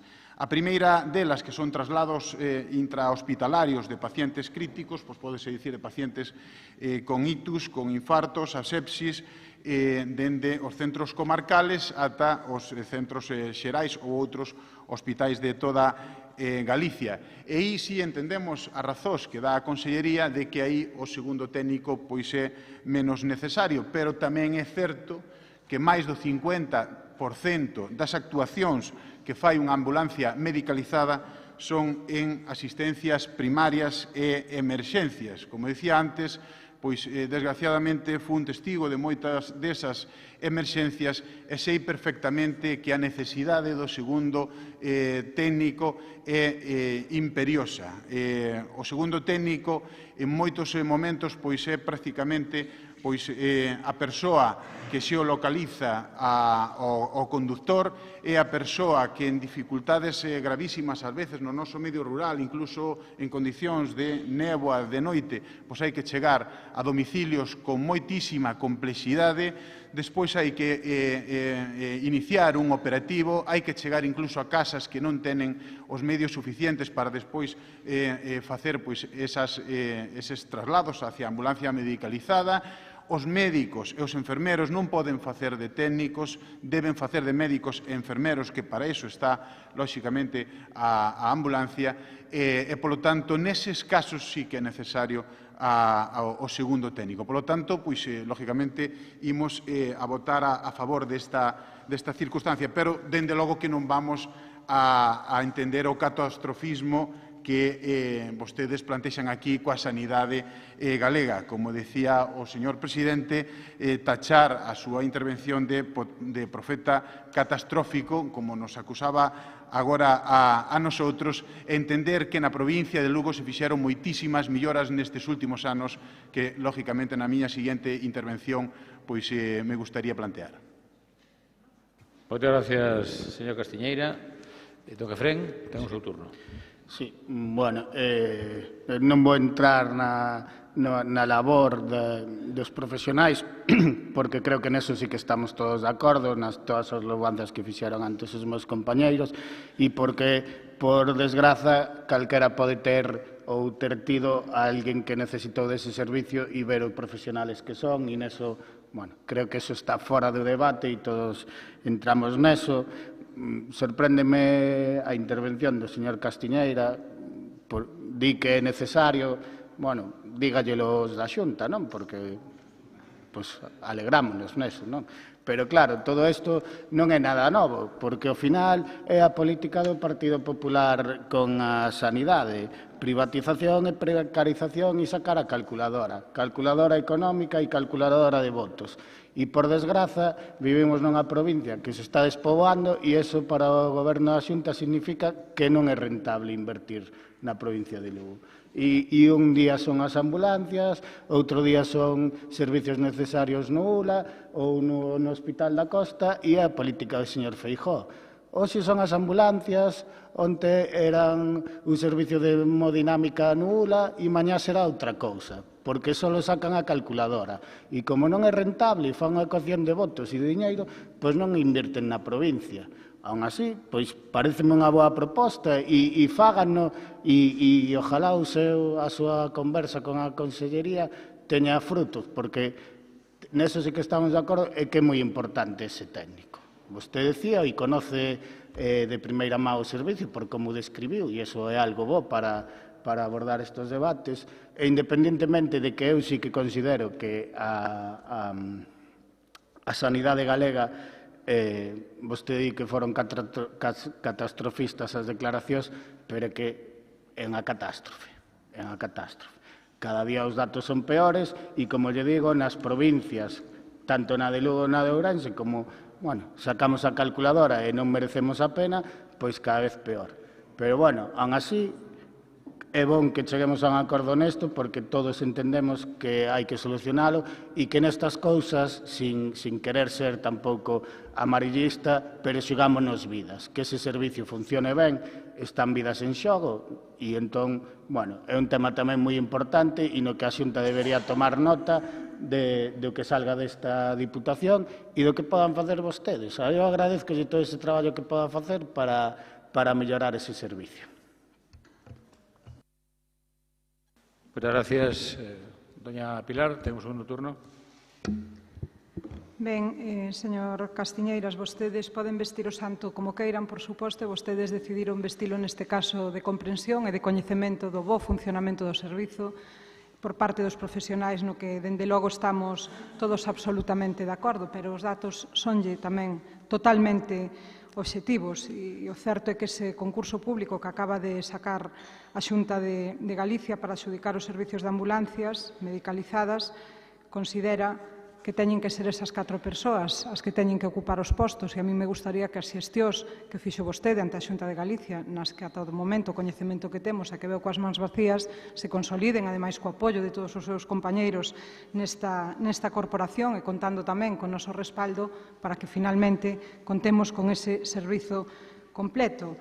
A verdade é que é difícil alcanzar comprender por que a Consellería de Sanidade e a Xunta se enmendan a sis mesmas a plana e deciden infradotar de persoal o transporte sanitario urxente de Foz e de Monforte. Non sei, pero a verdade é que parece que houbera certa fixación coa sanidade lucense ou que nos vexan como Lugo sitio distinto con respecto ao resto de Galicia. Que pasa na nosa provincia que temos horarios para enfermar diferentes ao resto? Estamos falando dun recorte puro e duro. Para as outras ambulancias, hai outras ambulancias que estaban funcionando que agora mesmo deixan de funcionar e se utilizan estas medicalizadas para facer desplazamentos. E isto, desde o meu pouco coñecemento, ao mellor comparando co seu, que vexo que demostra un amplo coñecemento da materia, o único que me fai pensar e sospeitar é que a Xunta de Galicia con isto se aforra 200 euros, que é o que lle costa poñer un médico nese servicio.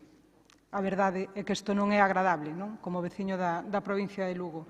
E, ademais, tamén me gustaría que nesas reunións que vostede ten cos seus representantes na Xunta de Galicia lles traslade que tal vez esas dimisións de 30 xefes de servizo responde a un certo descontento co funcionamento por parte da Consellería e da Xunta de Galicia. Tal vez os profesionais non se sinten cómodos co traballo que teñen que desempeñar e as funcións coas que teñen obrigación e os medios cos que contan. Creo que sería importante que lle dera traslado tamén de todo isto ao Partido Popular na Xunta de Galicia. E se falamos de datos, unha sola ambulancia na Mariña para 80.000 habitantes que se duplican ou triplican ou cuatriplican no verán. Eu creo que debemos de ser serios e rigurosos. Eu agradezcolle a comprensión e o esforzo porque supoño que non é doado enfrentarse á maquinaria do seu partido para recoñecer que é necesario todo isto. Recoñezcolle, ademais, a valía porque xa o fixo en ocasións anteriores. Pero, mira, a racionalidade do gasto público, esa da que tanto presume o señor Feijóo, non pode selo cando pon en risco a saúde e a vida das persoas. E por iso eu vexo tamén como algo positivo a súa suma a este esforzo que todos queremos facer por trasladarlle á Xunta de Galicia a necesidade de dotar axeitadamente este servizo. Moitas gracias. Moitas gracias, señor Castiñeira. Segundo turno. Gracias, señor presidente. A verdade é que eu entendo que os membros do bipartito non tenen moita potestade para achacarlle inversións ao Partido Popular nesta provincia. Nunca tantos recursos se destinaron nos orzamentos, incluso co bipartito, que no seu momento dispuxo dos orzamentos con máis diñeiro da historia, e nunca tantos recursos se destinaron precisamente para a sanidade, casi que ou máis do 40% dos orzamentos da Xunta de Galicia son para a sanidade. Nestes 10 anos de goberno, o Partido Popular, por decir algunhas desas, como dice a señora García, desa discriminación negativa, fixo certas inversións que a min non deixan de parecerme bastante importantes. Dotouse un hospital, o ULA, que vostedes deixaron en ladrillo, dotouse, puxose en servicio ese novo hospital xeral para Lugo, é tan importante. Estás ampliando o hospital da Mariña. Prevese ampliar o Hospital de Monforte con 17 millóns de euros. Puxéronse servicios en marcha importantísimos como a hemodinámica, a hospitalización a domicilio ou na Mariña e Monforte a oncoloxía tan importante para os enfermos de cancro das nosas comarcas.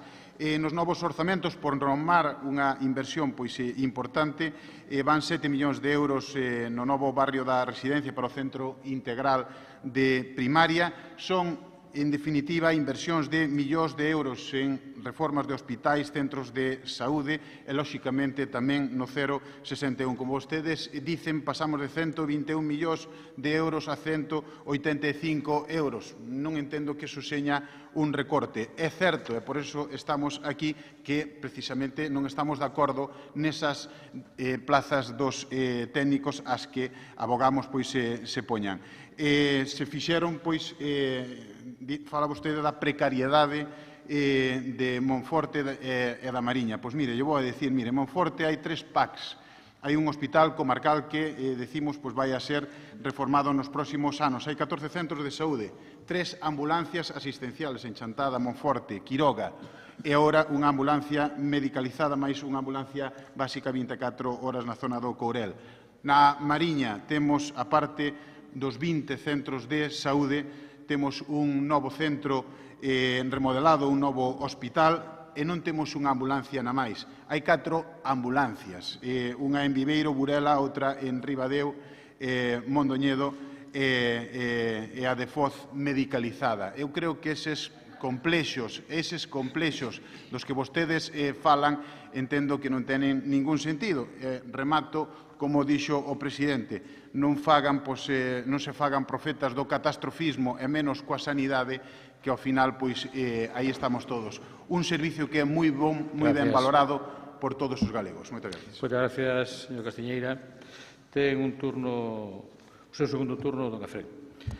Ben, eu creo que esa sesión que teñen co bipartito teñen que facelas a mirar. Fai 10 anos, quero dicir, vostedes falan, levan 10 anos aquí e as cousas malas son do bipartito. Home, tómense con seriedade o debate, porque teñen unha sesión cada vez que tal, bipartito. Fan como outros con Venezuela, non? Home, vamos levalo o debate á seriedade, non? Parece que non leva 10 anos o señor Feijóo desmantelando a sanidade pública galega. Parece, o mellor é o que quere dicir. E despois ponse aquí a facer, trae un listado, home, que a Xunta de Servicio Sanitario á provincia de Lugo é que a súa obriga. O mellor quere que lle demos un aplauso a Xunta por ter hospitais e por ter ambulancias. Home, eu creo que é a súa obrigación. Ter ese listado está moi ben, pero se é innecesario, de que me vale ese listado? Que quere dicir? Que se teño 3 hospitales e me fan falta 5 ou están mal dotados, hai que darlle un aplauso á Xunta? Non. Volvo a dicir o mismo. O Partido Popular saca a calculadora. E aquí, neste país, hai ciudadanos de primeira e ciudadanos de segunda. E poñerse enfermo ou ter un accidente na provincia de Lugo é peor que che pase na provincia de Coruña. E iso non pode ser. E desde esta Diputación temos que defender a igualdade de condiciones. E vostedes saben que o nivel de inversión non é igual en todas as provincias. E vostedes saben que a provincia de Lugo está discriminada. Por moito que saque ahora o listado de que hai hospitales, pois claro que hai hospitais, só faltaría que volvéramos non sei a que tempos, ou aunque se fora por vostedes serían privados, que hacia onde avanza. Entón, non sei, é que trae o bipartito, saca aquí un listado, e despois reconoce que o servicio de ambulancias está mal, porque despois, no fondo, reconoceu que ese concurso que sacou está mal, ou que debería incluir ese técnico. Pois iso é o que están facendo con outras moitas cousas. A sanidade dista moito de ser perfecta. E non somos catastrofistas, somos realistas. E eu, desde aquí, e o meu grupo, vai defender sempre que a provincia de Lugo teña os mesmos servicios que os demais. E non é xusto que sea máis peligroso ter un accidente na provincia de Lugo que na de Coruña, ou que teñas menos posibilidades de sair vivo. E iso é o que fan vostedes con esas decisións, e son decisións que a calculadora electoral. Entón, bueno, eu creo que deberían facerse mirar a sesión e poñerse a traballar en que a sanidade galega este ao nivel que debería estar, que non o está. Que non o está por moito que saque un listado de cousas que hai, que parecía que tiña aí a lista da compra. Moitas gracias, don Efrén. Doña Pilar, ten un turno de peche de 1 minuto. Ben, pois, para rematar xa, eu creo que debemos de centrarnos na parte que nos atinxe a esta proposta, que é a de diseñar un mellor servizo para a prestación de urxencias que conte coa dotación de todos os profesionais necesarios para desenvolvelo. Pero eu non quero rematar sin decirlles que non pode ser racional o deseño dun transporte sanitario que non ten en conta as particularidades da provincia de Lugo, como son a dispersión da poboación, a situación das estradas, e que fai que, a pesares dese excelente traballo recoñecido aos profesionais sanitarios, os pon na tesitura de non chegar en condicións de facer o seu traballo en condicións idóneas e, ás veces, por desgracia, mesmo de chegar tarde. Para a desgracia de todos os habitantes da provincia de Lugo, o Partido Popular, en medidas sanitarias, a verdade é que non sei se non se lles espera, pero cando menos espera se lles sempre tarde. Falaba vostede de hemodinámica 24 horas, 10 anos despois, centos e centos de kilómetros percorridos por moitos pacientes para recibir tratamentos oncolóxicos antes de poder recibilos aquí. Gracias. E eu insisto, non hai diferencia entre os habitantes dentro de Galicia. Moitas gracias, doña Pilar. Ben, rematado o debate, sometemos a votación a moción do Grupo Provincial Socialista para reclamar melloras nas dotacións de persoal e nos horarios das ambulancias de Foz e de Monforte. Votos a favor. Unanimidade. Queda aprobada por unanimidade. Pasamos ao punto número 8, que é unha moción do Grupo Provincial do BNG para que a Xunta de Galicia priorice nos seus orzamentos para o ano 2020 o desdobramento do corredor Nadela-Monforte. Para expoñer esta iniciativa, ten a palabra don Efrén. Grazas, señor presidente. Bueno, por desgracia, temos que seguir na mesma. Falábamos antes da discriminación da provincia e de actos publicitarios con contido baldío e o tema do corredor Nadela-Monforte é un claro exemplo. Non podo contar as veces que anunciou o presidente da Xunta o desdoblamento do corredor, depende un pouco das convocatorias electorais e destes sistemas, pero leva anunciando e sendo caendo en saco roto, porque tristemente despertábamos con o proxecto de orzamentos onde víamos que só se prevé unha inversión de 3 millóns de euros para desdoblar o corredor. Eso é ridículo para a inversión que fai falta, non? Provén este ano 3 millóns de euros, 7 no 21, 7 no 22 e 1 no 23. Bueno, levamos con esta cantinela máis de 10 anos, con cambios de proxecto, un ano hai 2 anos decíanos que este ano iban a invertir 4, ahora son 3, bueno, e facéndose fotos, facéndonos pasar por parvos os da comarca de Sarria e a comarca de Lemos. Home, volvo a decir o mesmo que as ambulancias, non quero ser aquí amarillista, pero vendo todos os accidentes que hubo nese tramo, o mellor deberían darlle prioridade, porque estamos falando de vidas humanas, e aquí o único que facemos é vir a facernos fotos e a deixar abandonados a xente que circula por esas carreteras todos os días. E non sei, ao mellor vostedes pensan que se soluciona con esas fotos, pero despois moléstalles que lles digan que fan política de fotos. Pero é que ao mellor vostedes me poden dicir cantas veces veu o señor Feijóo a anunciar o desdoblamento do corredor, porque eu perdín a conta. Perdín a conta porque, xa lles decía, cada vez que hai unha... E aquí o que se pide, e creo que incluso podemos ter consenso, é que se priorice. Que se priorice por unha razón, e tristemente é unha razón que sale nos medios cada pouco. Xa non se trata de un número de vehículos que circulan, que por eso incluso podería ser unha vía asumible de sentido único, pero que ao final converteuse nunha vía con moita sinistralidade. Non sei por o que foi, a priori non o podería parecer, pero foi. Entón, o que se pide e é unha demanda histórica de ambas comarcas, é que se desdoble para que deixe de haber accidentes. E o que vemos é unha tomadura de pelo, unhas inversións ridículas para o que fan, e volvemos ao mismo. Por que son esas inversións ridículas? Porque collen a calculadora electoral e dividen euros por número de votos. E a provincia de Lugo, pois como somos os que somos, pois somos cidadáns de segunda. E entonces, nos o que pedimos é que se tome en serio que estamos falando de moitos accidentes e moi graves e que deixen de alargar e de estirar e de engañarnos, de decirnos no, vamos a invertir 4 millóns, o ano seguinte son 3 e así estaremos, non sei. Aquí a sorte vai ser que cando se convoquen as eleccións vamos barrer o señor Feijóo da presidencia, porque senón creo que nunca se vai desdoblar ese corredor, porque é que nos toman de parvos, e despois molestalles que lle lo digamos, pero é que cantas veces o anunciaron. Son vostedes capaces de decirme cantas veces anunciaron o desdoblamento? E que hai? 3 millóns de euros, saben canto costa? Solo desdoblar o tramo que se fala, que o de son 20 millóns, o primeiro que queren facer, que é a Puebla-Sarria. Pero veñen con esas inversiones e salen contentos, como se eso fora a solucionar o problema.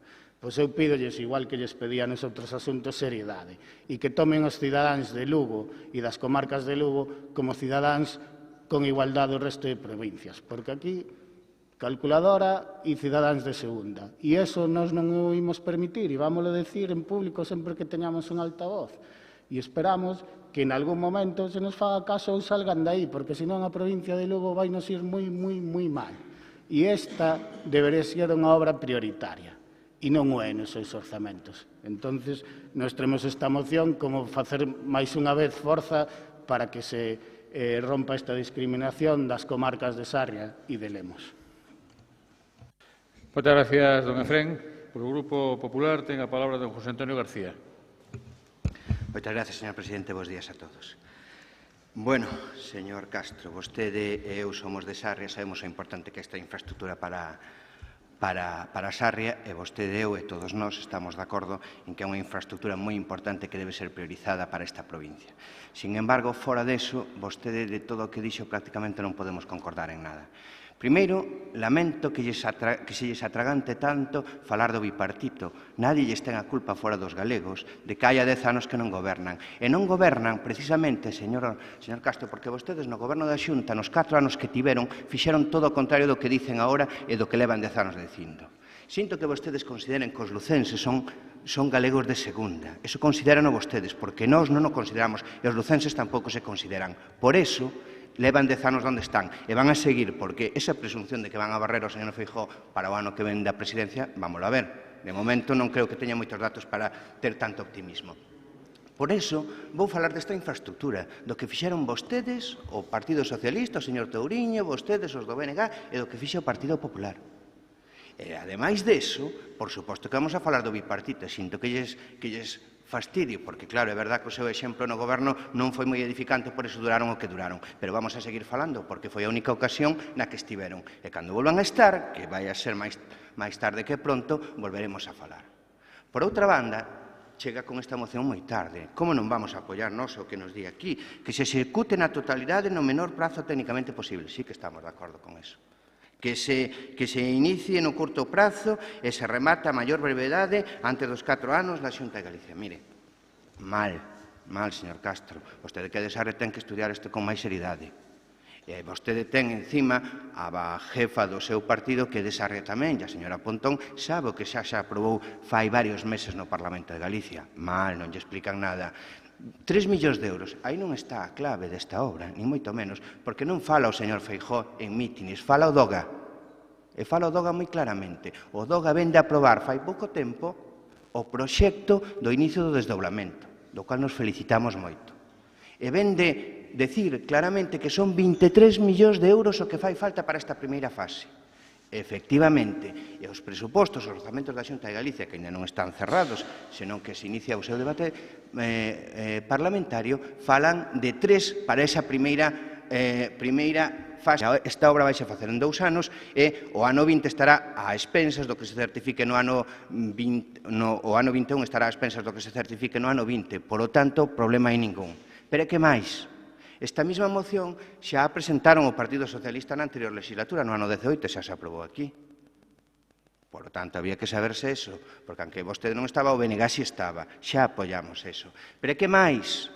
O Parlamento de Galicia aprobou nunha proposición non de lei en maio deste ano, non só quedarse aí, senón iniciar os trámites para os proxectos de trazado e os proxectos de impacto ambiental de toda a parte que resta, precisamente para, de forma inmediata, continuar con esa tramitación. Por o cual, ven sin os deberes estudiados. Eso é moi malo. É moi malo facer demagoxia cando non é crible. É moi malo.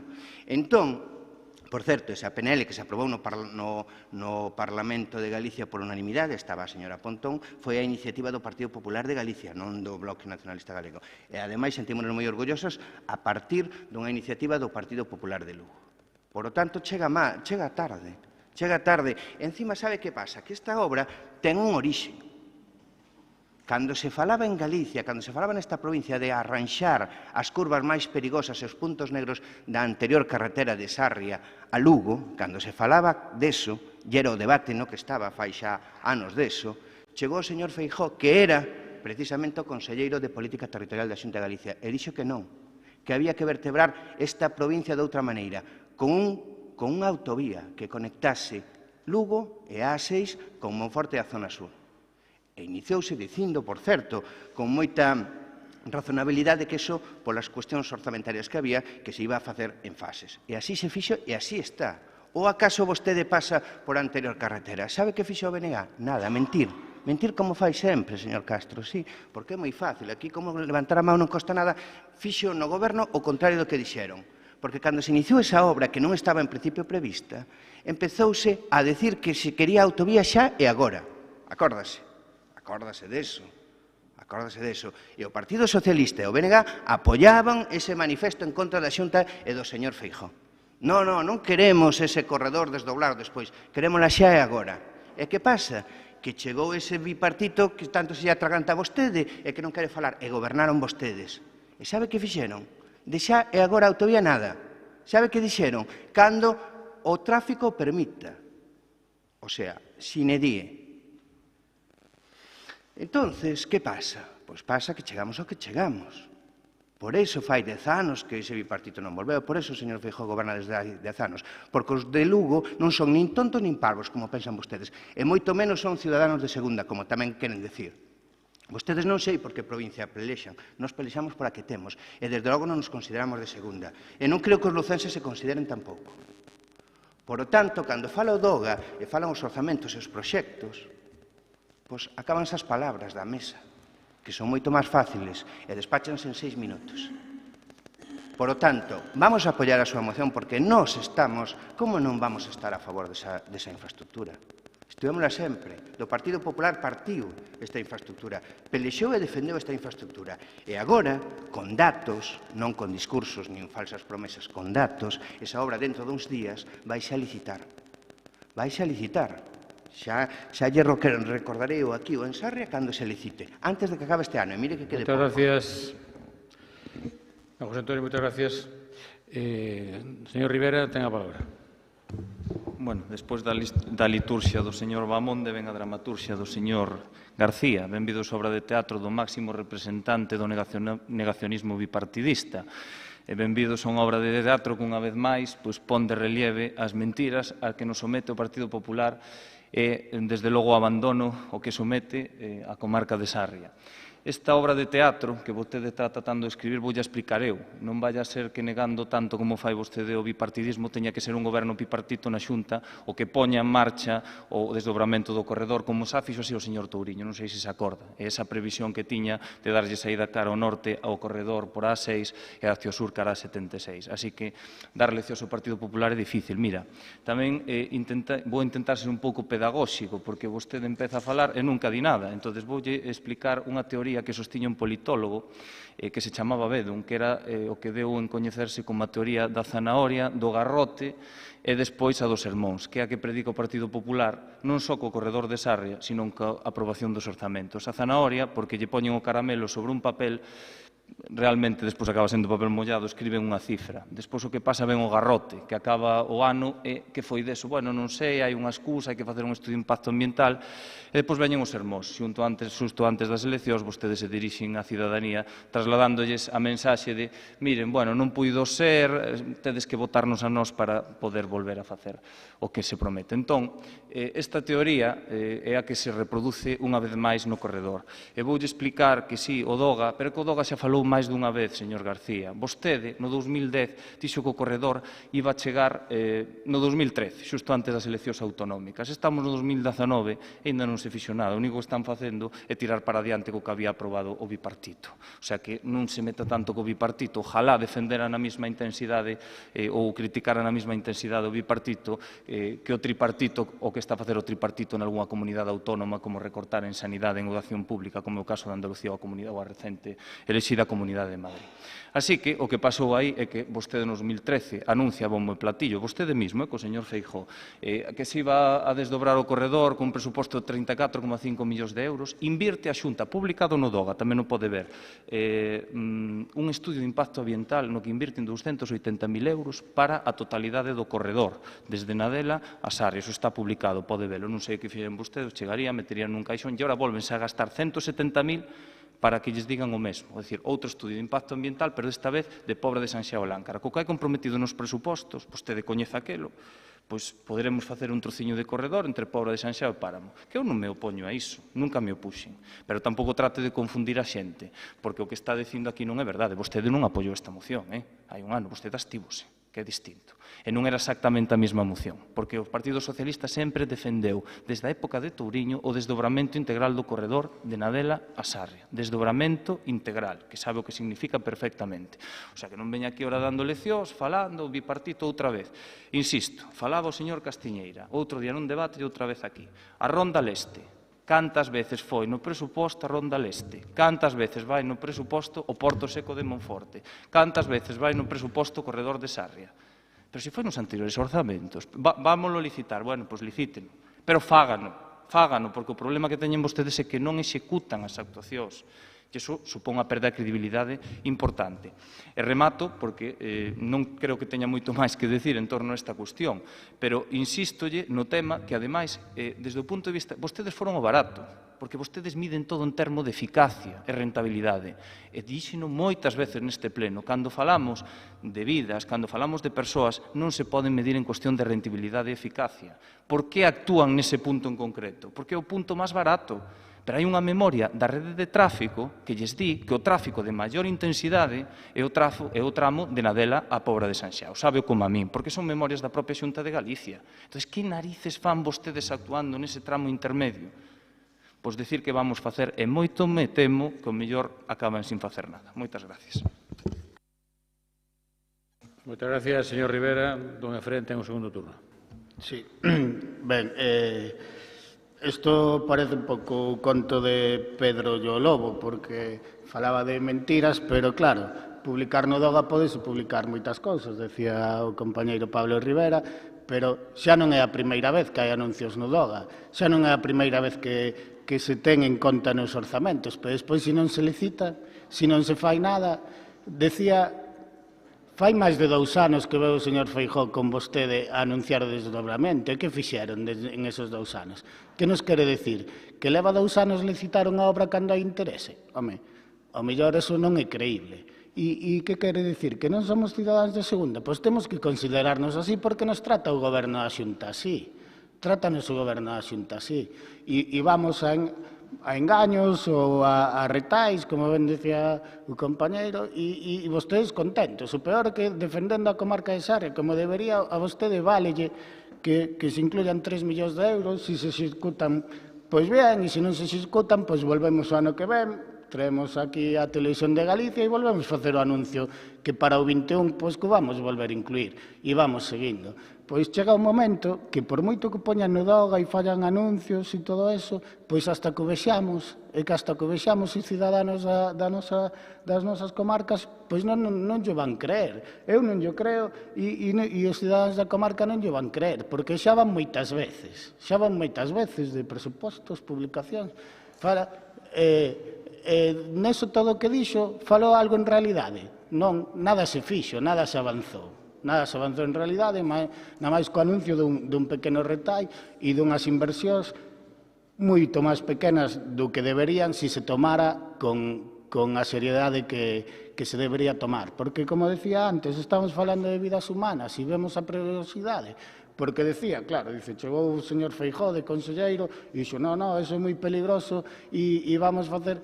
Pero resulta que agora é máis peligroso do que era, hai máis accidentes que había.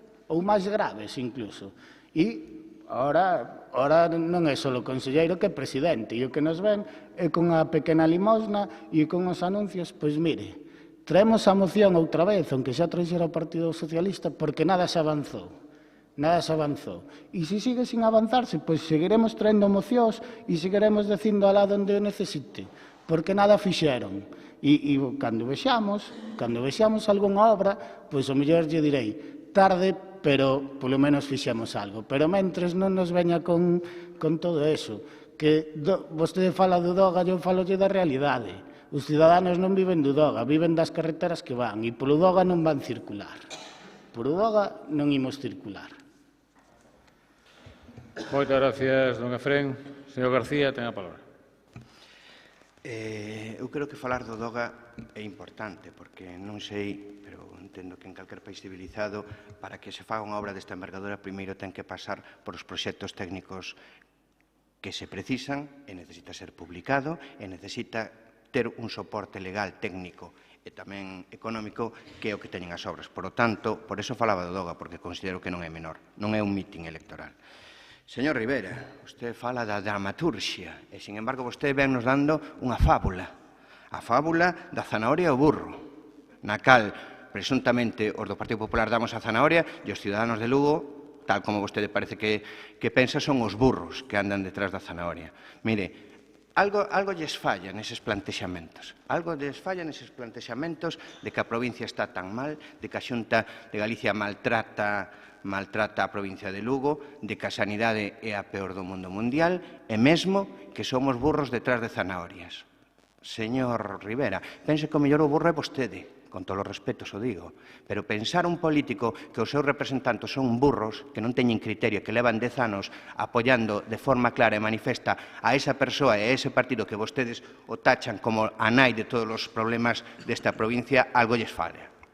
E voulle a decir unha cousa, vostede ven dicindo o que di, pero vostede non di nada do que dixo a señora Caride e o señor Touriño cando viñeron a Sarria sobre esta autovía e que dixeron que xa se desdoblará cando se poda e cando o tráfico permita. É dicir, sin día. Iso é o que fixeron vostedes. Hai 10 anos que os puxeron no seu sitio, que é onde van a seguir, por certo, na oposición. Pero, mentras tanto, esta obra continúa. Eu creo que debemos felicitarnos de que dentro duns días se inicia a licitación por 23 millóns de euros de un tramo de 11,5 kilómetros, de un tramo que, según o proxecto de licitación de obra, vai a durar 2 anos de execución e que vai acompañada dunha aprobación unánime do Parlamento de Galicia, aprobada por todos os grupos representados nese Parlamento e, dende logo, tida en conta por a Xunta de Galicia de traballar xa nos seguintes tramos. Iso é o que parece que lles doe. Eu lamento que lles doian tanto que as obras continúan e se vai articulando unha provincia que vostedes non fixeron nada por articular. Iso é o que lles doi. Porque senón non é normal, ou se deberíamos traer unha moción para felicitarnos para que demos máis pasos e sigamos para adiante. Pero fastidialles, pois lamentámolo, pero en menos dun ano estaremos cas obras, lóxicamente comenzadas, estaremos traballando na seguinte fase e teremos un proxecto que ten unha duración non indeterminada, como din vostedes. Na adxudicación da obra vai a ter unha duración de contrato, a esa execución de obras como teñen todas. Todos vimos do mundo local.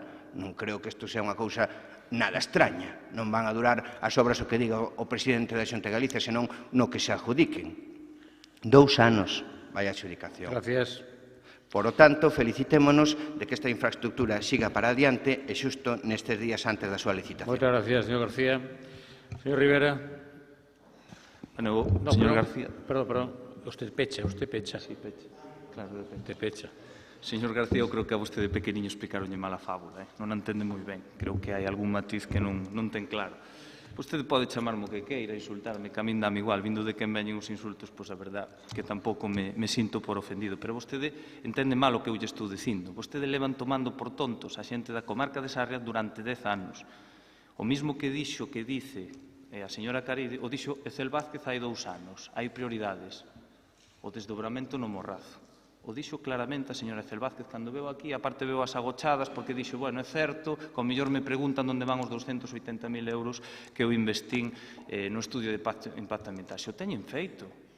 Se vostede casi cando era alcalde non era do Partido Popular e o invitaron a verse de detrás da pancarta, diante da pancarta, e estaba pedindo o desdobramento do corredor. Ou non se acorda diso. E seguimos igual.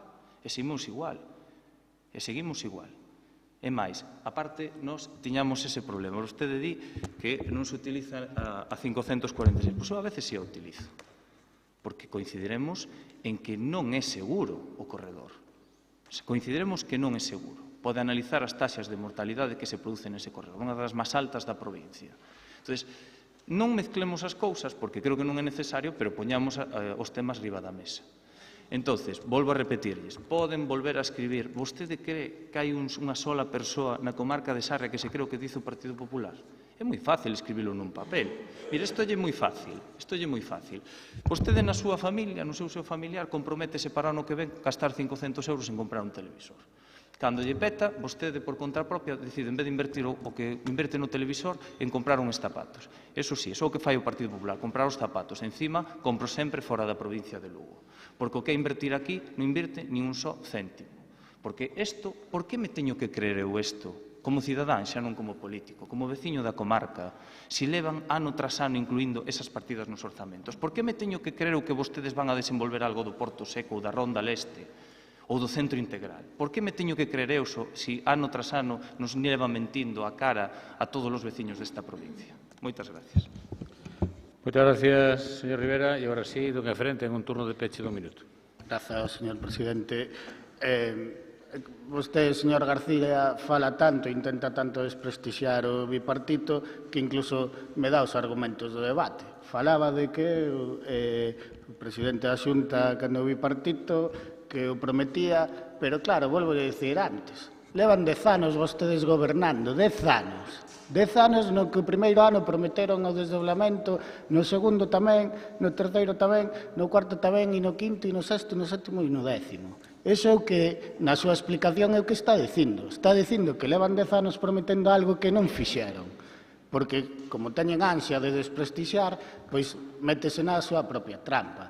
E dice a moción de felicitacións, mire, pois eu comprométome nunha cousa, que a máis non o vou ter que traer. Cando este rematado na Adela Monforte, eu traigo aquí unha moción para darlle a Xunta noraboa, aunque sea tarde, incluso. Pero traigo, ya non se preocupe, pero cando este feito.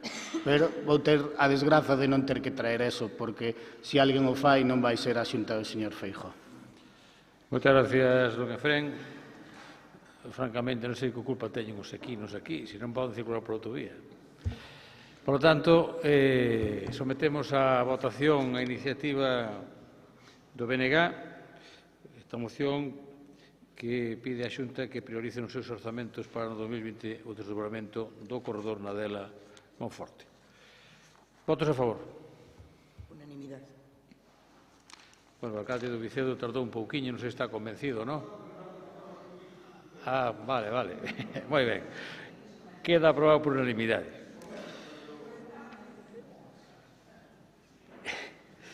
Pasamos ao punto número 9, que é unha moción do Grupo Provincial do Partido Popular para instar ao Goberno Central a mellora das comunicacións ferroviarias para viaxeiros entre Galicia e Cataluña. Non sei quen vai ser o voceiro do Partido Popular.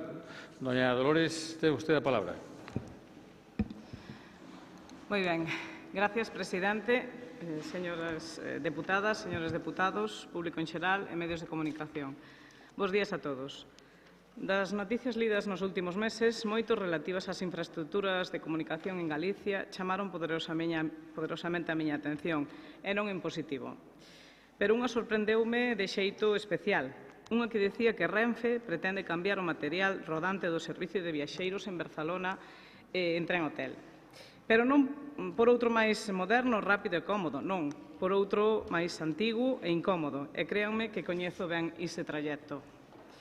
O escritor e periodista o inglés Chesterton xa avisou no seu día que a palabra progreso indica unha dirección, e no mesmo momento que en pouco que sexa dubidamos respecto á dirección, pasamos a dubidar no mesmo grau do progreso. E xa me dirán se no caso de materializarse tan deplorable pretensión se pode falar de progreso. Esa iniciativa non vai na dirección do progreso, é evidente que non. É certo que parece difícil que se poida usar na conexión ferroviaria en Cataluña material aínda máis antigo, pero xa se ve que sí. Pois, como nada indica que a noticia non fose verídica, senón todo o contrario, o Grupo Popular presenta esta moción. Galicia, Lugo, ten dereito a ter servicios ferroviarios, senón mellores, polo menos do mesmo nivel que os mellores que haxa en calquera outra comunidade ou cidade. Para nós é inaudito que Renfe, que depende do goberno presidido por Pedro Sánchez, trate así a Galicia. Que queiran sustituir as actuais locomotoras por outras máis lentas é un verdadeiro disparate, porque incrementarían a duración da viaxe en 2 horas, polo que pasarían de 14 horas a 16 horas, que xa son horas. Que pretendan utilizar vagóns máis antigos e menos cómodos sería unha broma de mal gusto se o asunto non fose tan serio. En resumo, que en vez de avanzar, de ir mellorando o servicio e trazando plans para unha mellor conexión ferroviaria Galicia con Cataluña, de Lugo con Barcelona concretamente, imos cara atrás, porque as infraestructuras, as vías, a electrificación, mellor dito, a falta de electrificación, está moi lonxe de reunir as condicións necesarias, non xa para o AVE, senón para velocidades convencionais que resulten admisibles a estas alturas do século XXI. No caso da conexión Galicia-Cataluña non se pode alegar déficit de viaxeiros, polo menos en varias épocas do ano, que non se atopan billetes disponibles pola afluencia de viaxeiros. Por todo elo, como xa dixen, pedimos o acorde unánime do Pleno, o apoio de todos vostedes a esta iniciativa, que, como ven, ten por obxectivo instar ao Goberno de España para que, por un lado, a operadora Renfe desista de implantar calquera modificación que presente un incremento no tempo da viaxe ou na disminución do confort dos viaxeiros no tren nocturno que une con Cataluña, en concreto Lugo-Barcelona. Por outra parte, esta moción ten por obxectivo que o Goberno leve a cabo actuacións de mellora nas conexións entre Galicia e Barcelona, tanto nas frecuencias como na duración da viaxe e no confort dos pasaxeiros, tanto no que atinxe as conexións diurnas como nocturnas. E quero pensar, señores e señoras deputados, deputadas, que non haberá entre vostedes quen non concorde coa necesidade de evitar ese cambio anunciado nos medios de comunicación e que tanta indignación está causando na maior parte dos lucenses. E teño a plena confianza no lucensismo de todos vostedes e confío que non defraudarán os veciños.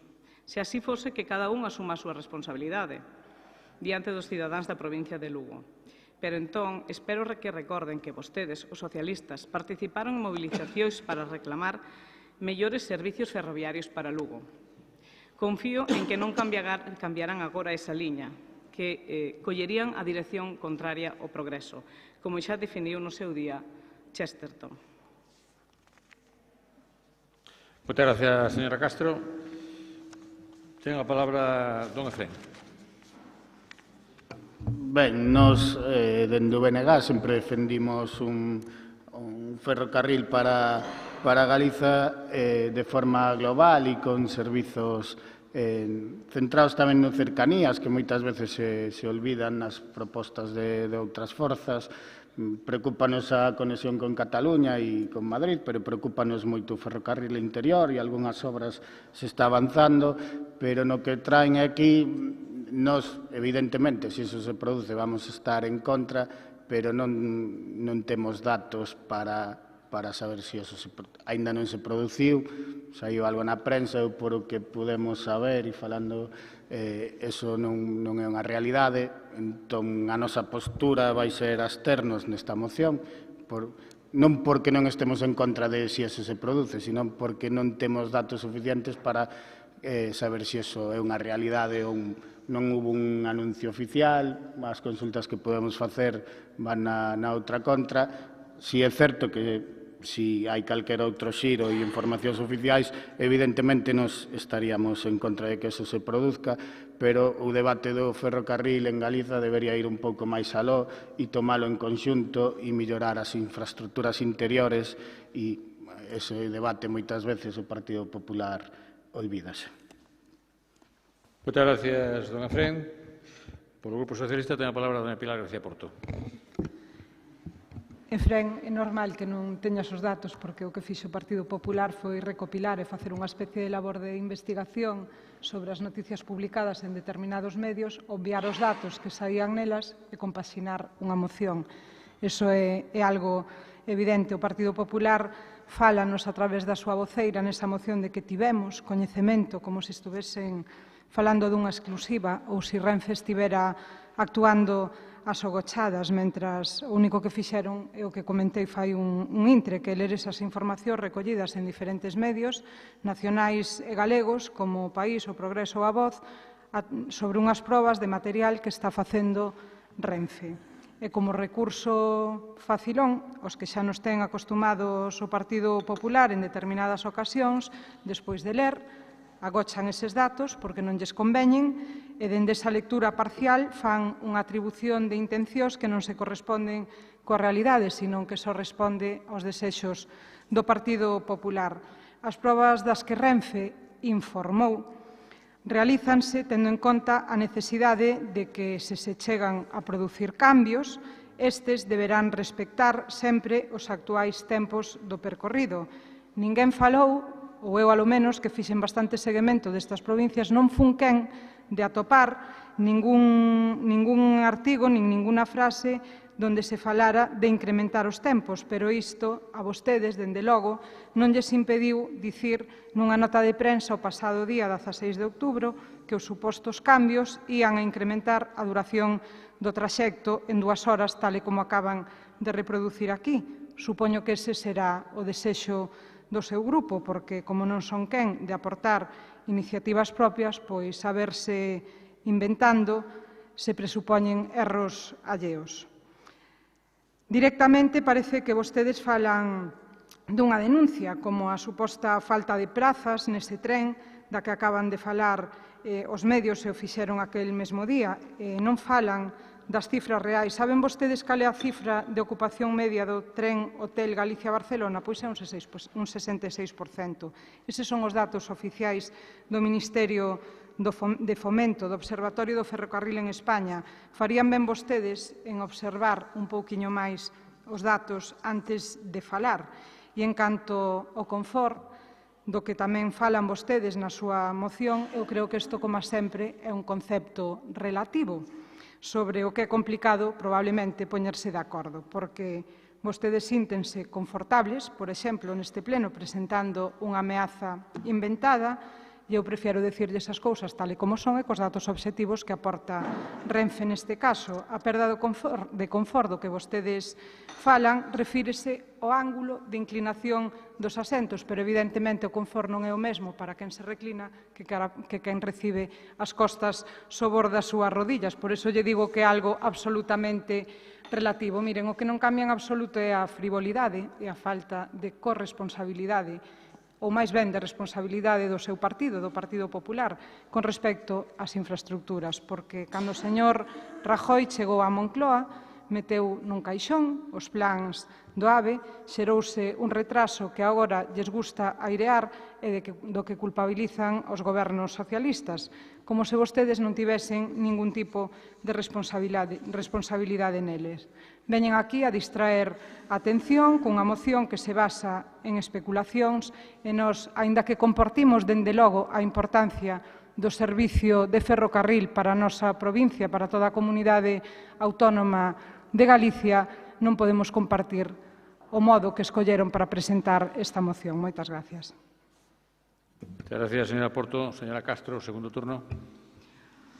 Gracias, señor presidente. Señores deputados, señoras deputadas, aquí traemos esta moción precisamente para que xa a Renfe non se lle ocurra facer esos cambios que quere facer nas máquinas. Estamos falando de que se cambian vamos a pasar de ter 2 literas a pasar a ter 4 nun habitáculo.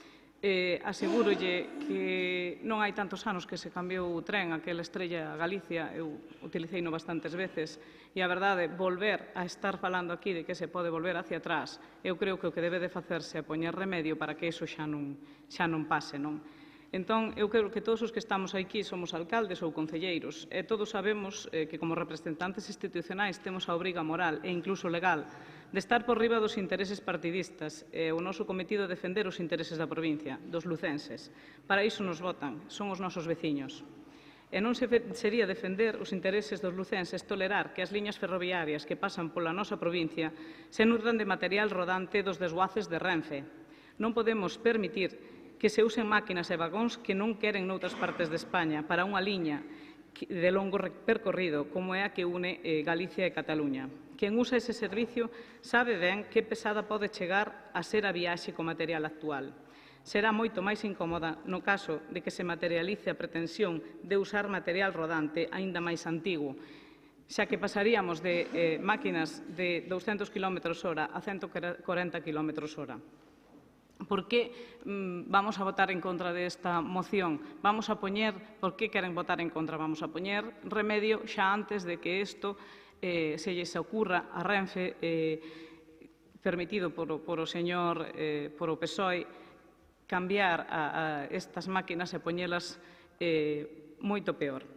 Estou segura que ningún membro desta corporación desexa ter algunha responsabilidade nesa ofensa. E se deste pleno salise o acordo por unanimidade, poderíamos felicitarnos como corporación. Estaríamos traballando polo progreso da provincia, como traballaron aqueles que lograron o tren, que chegase o tren a Lugo, aquel San Froilán do 1875. Se vostedes ven que esta moción parece que a ven como unha tontería eu creo que deberían de pensalo mellor e poñerlle remedio antes de que retrocedamos nin o máis mínimo. En canto ao AVE, bueno, xa sabía que iban a falar vostedes do AVE. Retrasos xa teñen agora mesmo, que están dicindo que o AVE vai a chegar xa no 20 e, bueno, as contas, dende logo, que non dan, por moito que se mire. Dende logo que, como mínimo, ata Lugo, ata o 21 non van a chegar. Porque, mire, 9 meses de probas que faltan, estamos a finales do 2019, todavía sin terminar de conectar con Ourense, as contas non dan. Non se pode vir a decir aquí que si se vai a cumplir como candidato de un partido que o diga como presidente do Goberno. Moitas gracias, señora Castro. Moitas gracias, don Efrén. Ten un segundo turno. Sí, eu moi breve.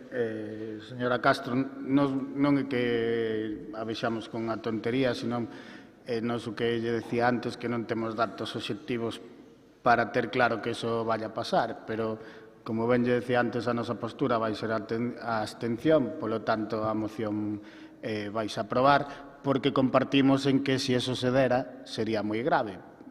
É un tema de ser realistas e de non saltar alarmas por algo que non temos constancia, sino do contrario, pero evidentemente por eso non imos votar en contra, sino nos imos abster e a moción vais a aprobar, porque independentemente de se sea máis realista ou non, sí que compartimos no fondo que se eso se dera sería grave. Entón, bueno, a súa proposta, vostedes fanna por o que sea, nos non temos datos para confirmar eso, pero eso, a nosa postura de abstención, para que non dar aquí a sensación de que nos estaríamos a favor de que eso se produxera. Moitas gracias, don Efrén. Doña Pilar. Vostedes, con esta moción, o certo é que quixeron descubrir o Mediterráneo e inventar o que xa está inventado, pero o certo é que omitiron que Renfe fai as probas dende a premisa de respetar os horarios, e as supostas incomodidades, como lle expliquei na primeira intervención, son tamén un matiz, e non foron nin os datos do Ministerio para as cifras de viaxeiros e ocupación media. Polo tanto, vostedes terxiversaron a realidade, manipulárona, recortaron, copiaron, pegaron e obviaron a realidade do anuncio que facía Renfe, e os datos interprétanos ou ocúltanos. Vostedes aquí o que perderon foi un tren que xa fai tempo que lles pasou por diante da porta.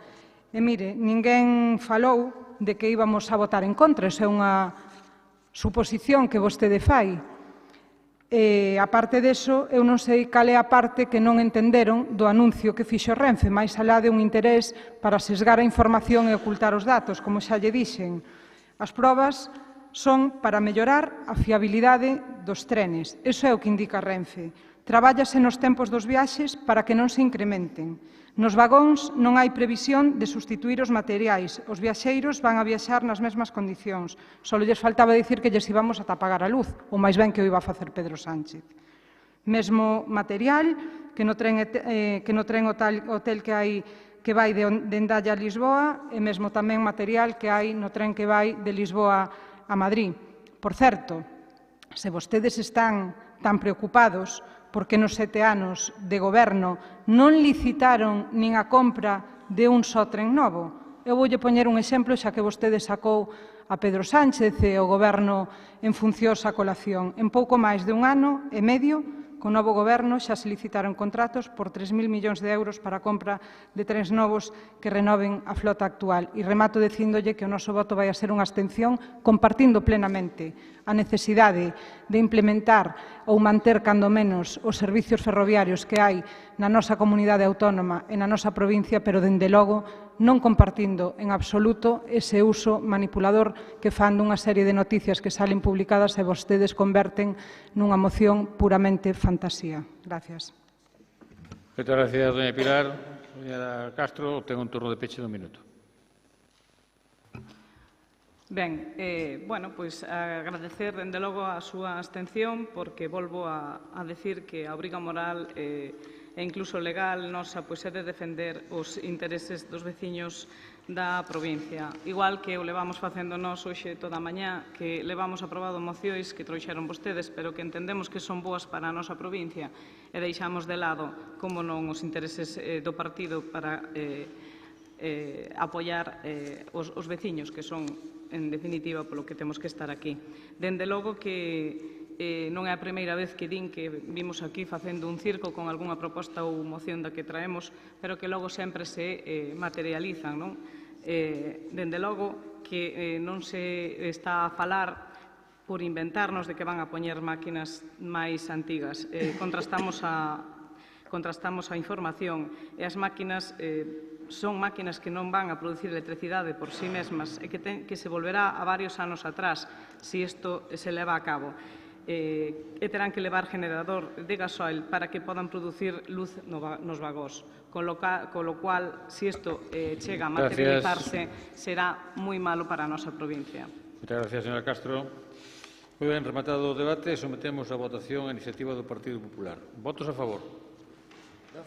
12 votos a favor. Votos en contra? Non hai. Abstencións? 13. Queda, por tanto, aprobada esta iniciativa.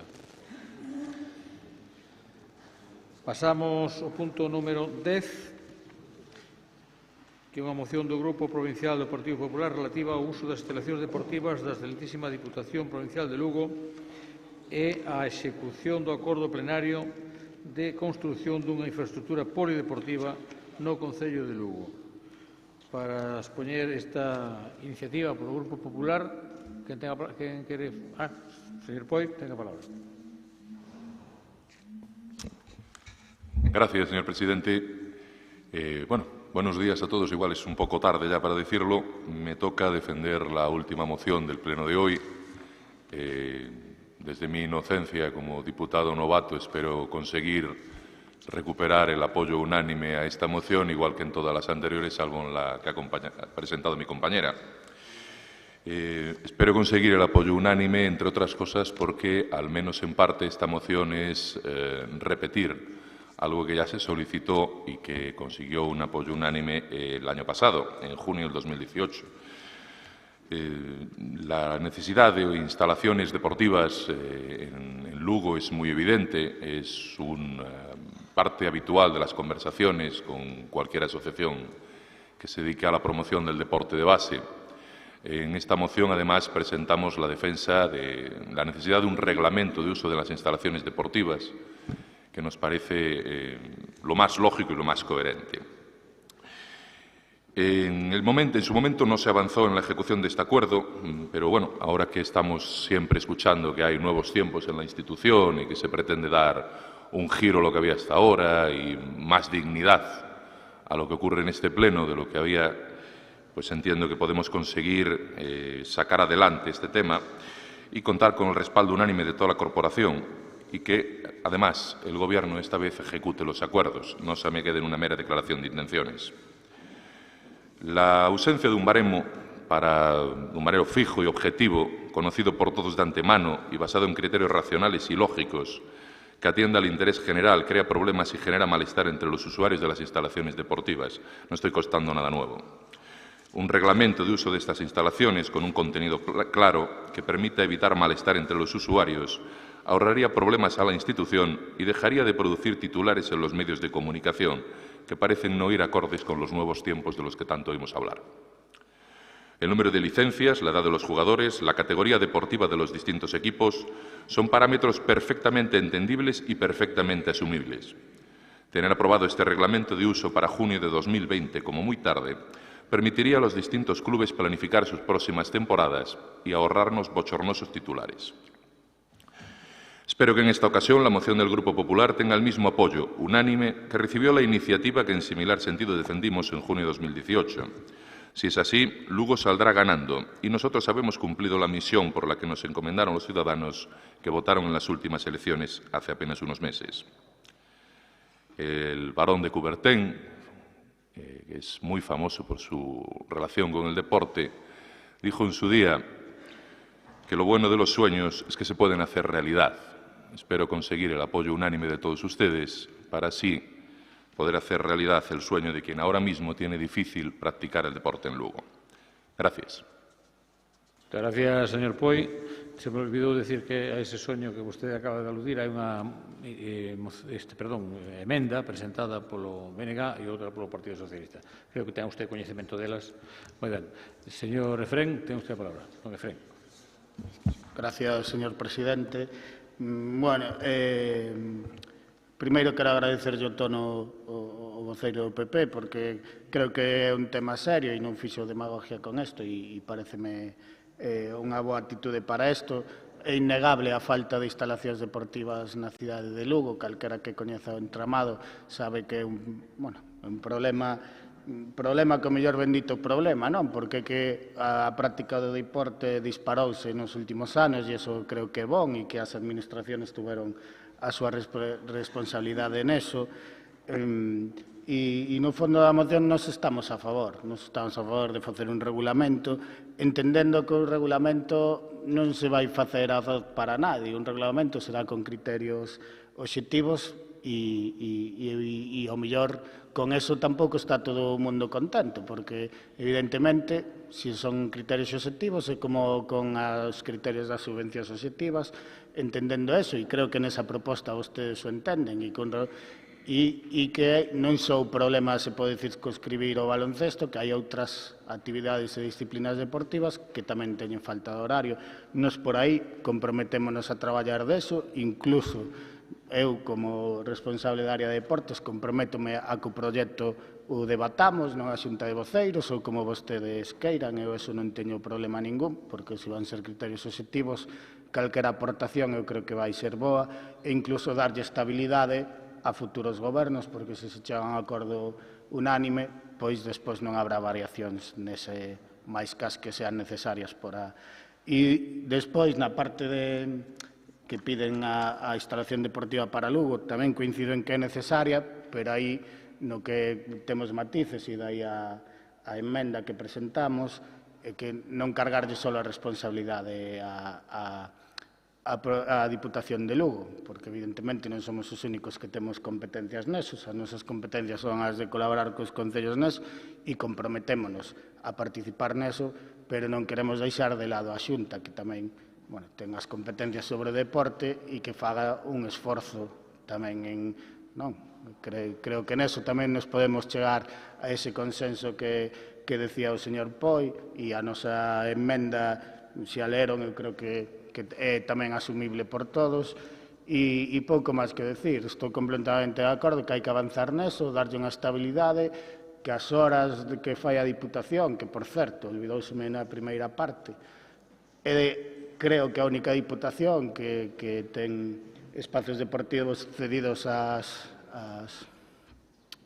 diferentes clubes, que é algo bon, que os espazos da Diputación están prácticamente abertos, como dicen os americanos, 24/7, non as 24 horas, pero sí todas as horas útiles e durante todos os días da semana, que os de outras administracións non o fan, e aí a Diputación sempre fixe un esforzo, iso non é mérito meu agora, iso ven de sempre, e avanzar nesa línea.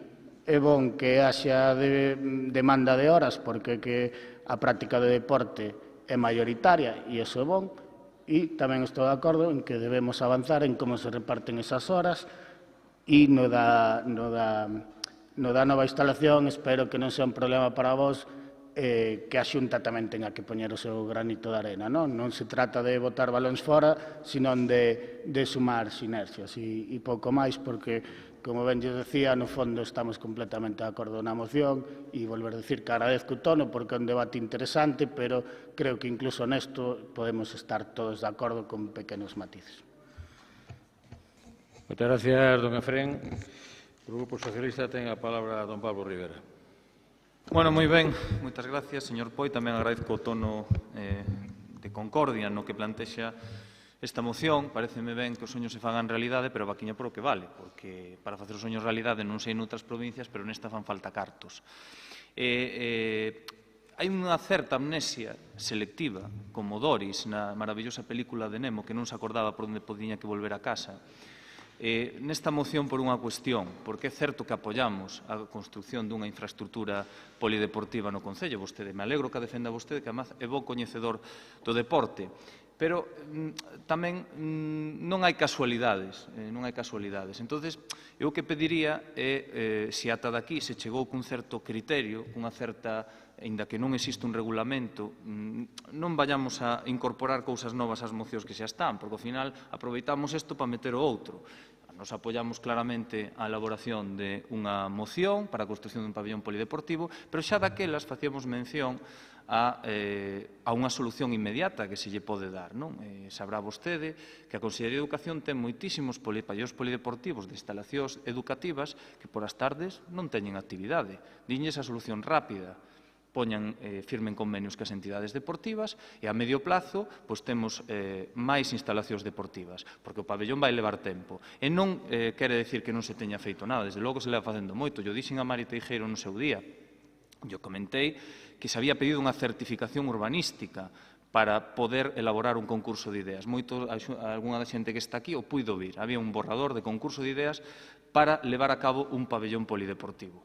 Pero, bueno, lóxicamente, a edificabilidade da parcela na que se atopa o pabellón polideportivo está esgotada, co cal había que buscar outras alternativas que se buscaron, pero non é tan doado, non hai tanto terreo en Lugo para poder, como se pensa, en zona dotacional para poder construir un pabellón polideportivo. Todas as cousas se miraron, non quere dicir que non se fixeran, nin que non se mirara, porque a veces dá a sensación de que cando se plantexa unha moción deste estilo, pois non se ten feito nada, e teñese feito moitas cousas, eu podo asegurar. Cal é o problema? Que eu creo que esta moción, se o fai no tono construtivo, a nosa tamén vai nese tono construtivo. E lle explico claramente por qué. Porque se a Xunta de Galicia leva subvencionando noutras provincias, porque aquí non é o caso, instalacións deportivas, creo que debe tamén facer a súa aportación, facer a súa aportación, porque un pabellón polideportivo non é o mesmo que facer un campo de fútbol. Ten unhas condicións nas que xa lle digo que probablemente haxa que expropiar ou adquirir o terreo, porque non existe. Polo tanto, en definitiva, esperemos que se acepte esta emenda na que estamos a Xunta a que apoie decididamente tamén a construción do pabellón polideportivo, porque a verdade é que sempre asistimos ao mesmo, é dicir, o investimento en infraestructuras deportivas ou fai a Diputación ou fan conxuntamente cos concellos ou non fai ninguén. Entón, pareceme ben que se poñan pistas de pádel, algún pabellón, como é aquí o alcalde de Foz, pero despois, máis alo deixo, pois tampouco se ten feito unha inversión clara en infraestructuras polideportivas. Mesmamente, dende o ano 92, no Concello de Lugo, prácticamente non se fixe un investimento importante da Xunta de Galicia en infraestructuras deportivas. Entón, coincidimos que isto ten que ser, porque así o pon a Lei do Deporte expresamente, ademais, que competencialmente a construción tanto de pabellóns como de infraestructuras deportivas deberá correr a cargo de todas as administracións que teñan competencia neste caso. Entón, eu creo que esa anesa selectiva tamén é un pouco pretenciosa. Creo que incluíla aquí tampouco ten por que ser nada negativo, senón fago yo o plantexamento ao revés.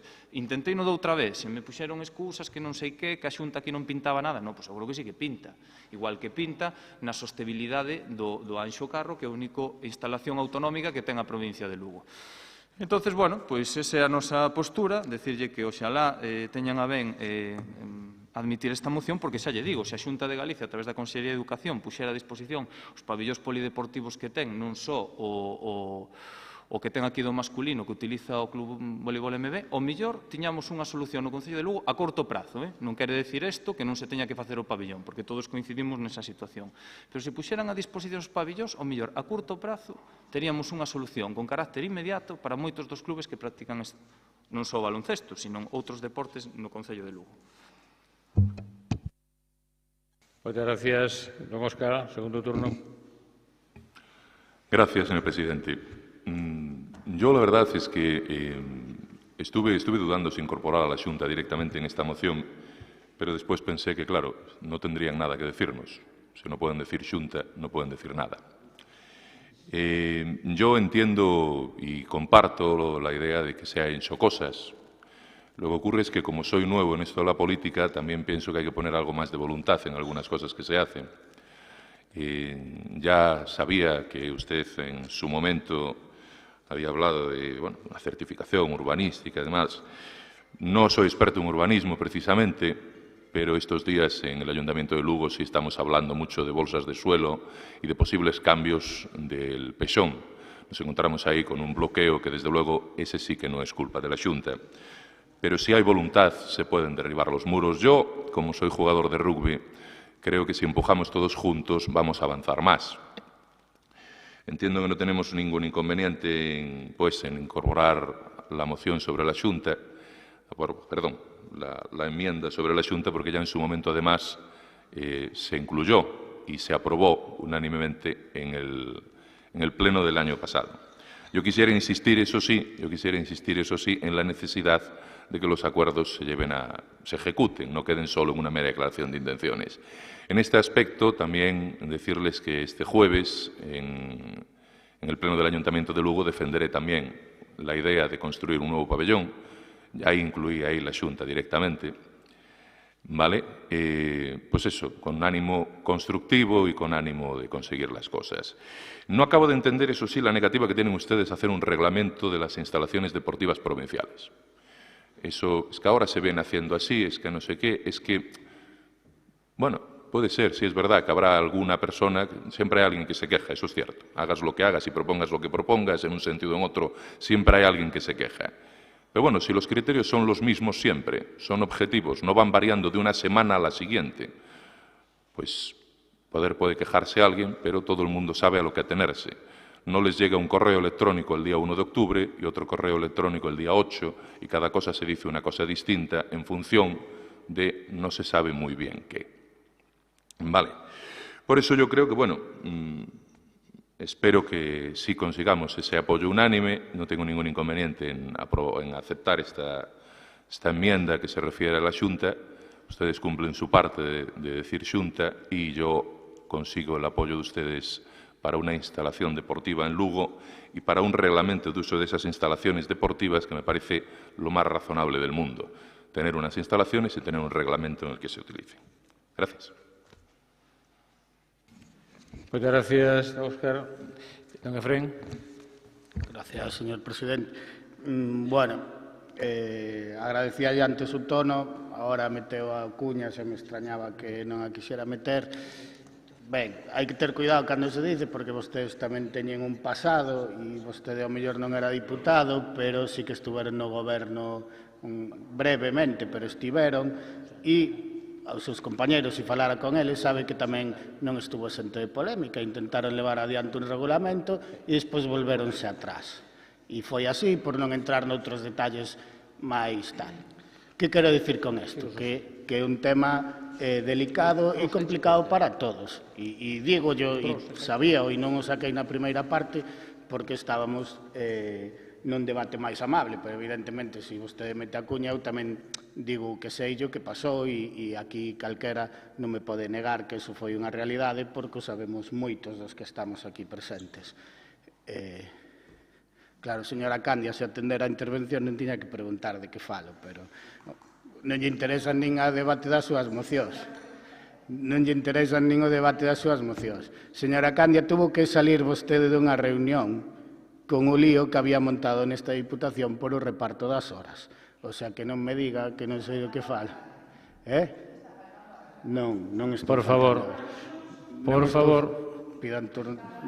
Don Efrén, señora Candia, como decía un colega do Parlamento, presidente do Parlamento, non hai outro turno de palabra. Non dialoguen. Usted faga a súa intervención e vostede non entre no debate. Moitas gracias.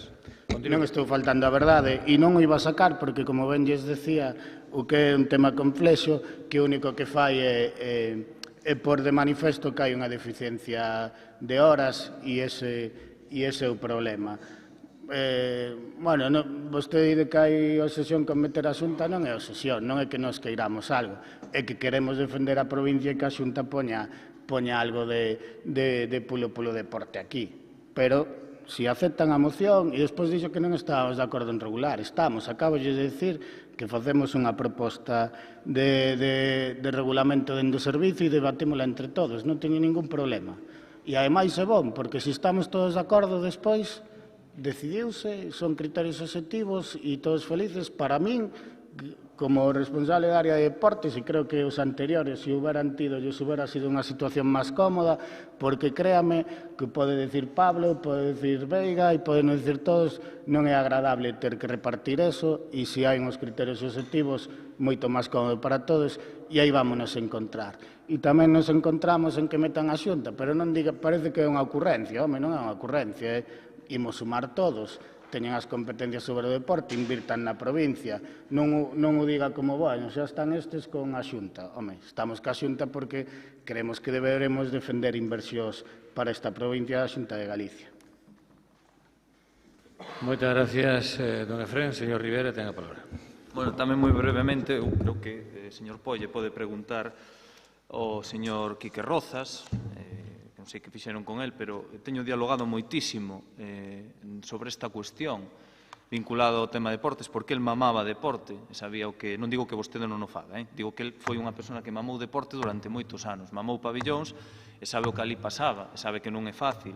Houbo varias propostas de regulamento, desde Antón Bao hasta Antón Veiga, pasando por Pablo Rivera, pasando por o breve período de Elena Candia como presidenta, senón, eu quero presentar a ela, se ela o nega, que yo presenten a Ginzo. Ginzo sabía perfectamente, foi deputado de Deportes durante aqueles 3 meses, que había o que sí, quero deixar unha cousa clara, nunca nos opuxemos á creación dun regulamento. O que pasa é que se confunden varias cuestións. Cando un fai un regulamento, non pode pretender facer un regulamento de parte. O regulamento ten que ser para todos e todas. E hai que pensar que estamos falando dun pazo de carácter provincial. Provincial. E non pensemos que cando temos un pabillón vamos a facer un regulamento só pon deporte, porque probablemente habrá que velo, hai varias propostas, todos tivemos un regulamento en riba, e queríamos ser o máis aperturistas posibles, claro, porque se restringimos, ao final queda para o de sempre, non? Entón, vamos a tratar de traballalo por a miña parte deste grupo, me parece unha idea brillante, que hai que apostar e hai que defender, e non é só un problema do regulamento.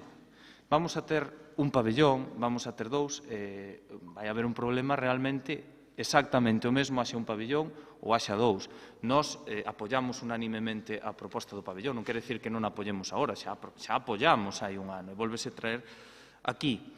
Pero só 2 cousas para rematar. A primeira delas, que se se presume de que aquí temos os orzamentos máis sociais da historia da provincia de Lugo, a señora Mari Teijeiro e vostede mesmo na moción fala de que o deporte ten unha serie de beneficios de carácter social e tal.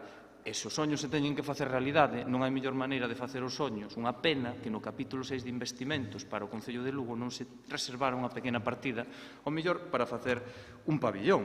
Porque onte mesmo o señor Baltar co señor Leto, secretario xeral para o deporte, se reunían para falar dun investimento en Pereiro de Aguiar nada máis e nada menos de 6 millóns de euros para facer un parque acuático. O sea que se falamos desas cousas, a min pareceme ben, pero poñamos todo riba da mesa. Falar dun parque acuático en Ourense ou da pista, que está moi ben, pero que pena que non se acorden nunca daqui. Vostede o sabe perfectamente que somos unha das provincias galegas que maior intensidade deportiva, donde maior crecemento exponencial de licencias se ten producido. Así que eu creo que con estas cuestións, creo que por a nosa parte queda bastante claro a nosa postura. Gracias, señor Rivera. Bueno, tengo un turno de peche, don Óscar Poi. Gracias, señor presidente. Sé lo que me comenta usted, el tema de Orense y el parque acuático. Lo que no sé es si la Diputación de Lugo o el Ayuntamiento de Lugo hicieron las mismas negociaciones con la Xunta para llegar a acuerdos. Esa parte sí que no la sé. Estoy de acuerdo, señor Castro, en no entrar en los viejos tiempos. Al contrario que usted, yo sí que no voy a entrar en ellos. El reglamento le favorece, señor Castro. Le ahorra titulares absurdos y le ahorra problemas. No sé por qué se opone. Nosotros sí queremos que se trate igual a todos los iguales. Y, evidentemente, nadie ha hablado aquí de baloncesto, salvo ustedes. No sé por qué insisten tanto en ese tema. El tono cambia porque cambia el suyo. Nada más. Muchas gracias. Muchas gracias. Señor Poi, non sei das enmendas presentadas se aceptan ou non. Sí, ya dije que sí antes. Que sí. Muy bien. Sí, dije que sí. Vale, pues entonces sometemos a votación a iniciativa que engádega das enmendas que se presentaron por parte do Partido Socialista e por parte do BNG. Bien, sometemos a votación. Votos a favor. Queda aprobada por unanimidade. Ben, punto número 11. Dación de conta de resolucións da Presidencia adoptadas durante o mes de setembro de 2019. Non hai, no punto 12, non hai comunicacións de presidencia, non? Non hai comunicacións. E punto número 13, rogos e preguntas regulamentariamente formuladas. Esta mañá, xusto antes de entrar ao pleno, polo menos non tengo coñecemento antes, entraron ou se registraron, creo, unha pregunta do Partido Popular e varios rogos, creo concretamente que 4 rogos.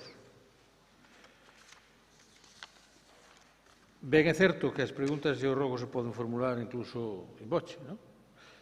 O que sucede é que, se se presentan con este tan pouco tempo de antelación, tampouco hai obligación de respostalas para poder documentar esa resposta, se é que é necesario.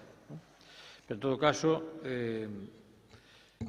creo que estamos en condición de poder dar resposta a esa pregunta, e logo os rogos, pois son rogos. Así que non sei se quen vai... Doña Elena, vai ser usted quen faga uso da palabra. Moi ben, pois ten a palabra para formular a pregunta.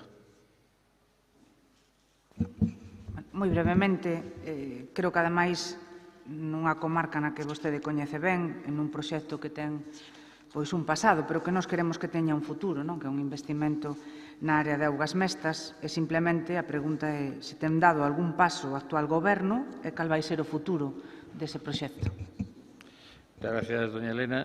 Pois esta pregunta vai dar resposta a responsable da área de turismo, doña Pilar García. Ben, pois, tendo en conta que a pregunta nos chegou xusto antes da entrada no pleno, co mesmo interés que teñen vostedes en desenvolver esa comarca, igual que o resto da provincia, no ámbito do turismo, vostede saberá, señora Candia, que houve unha empresa que foi adxudicataria dun contrato para a explotación de augas mestas e agora mesmo a situación está inmersa nun proceso que é probable que remate na resolución do contrato.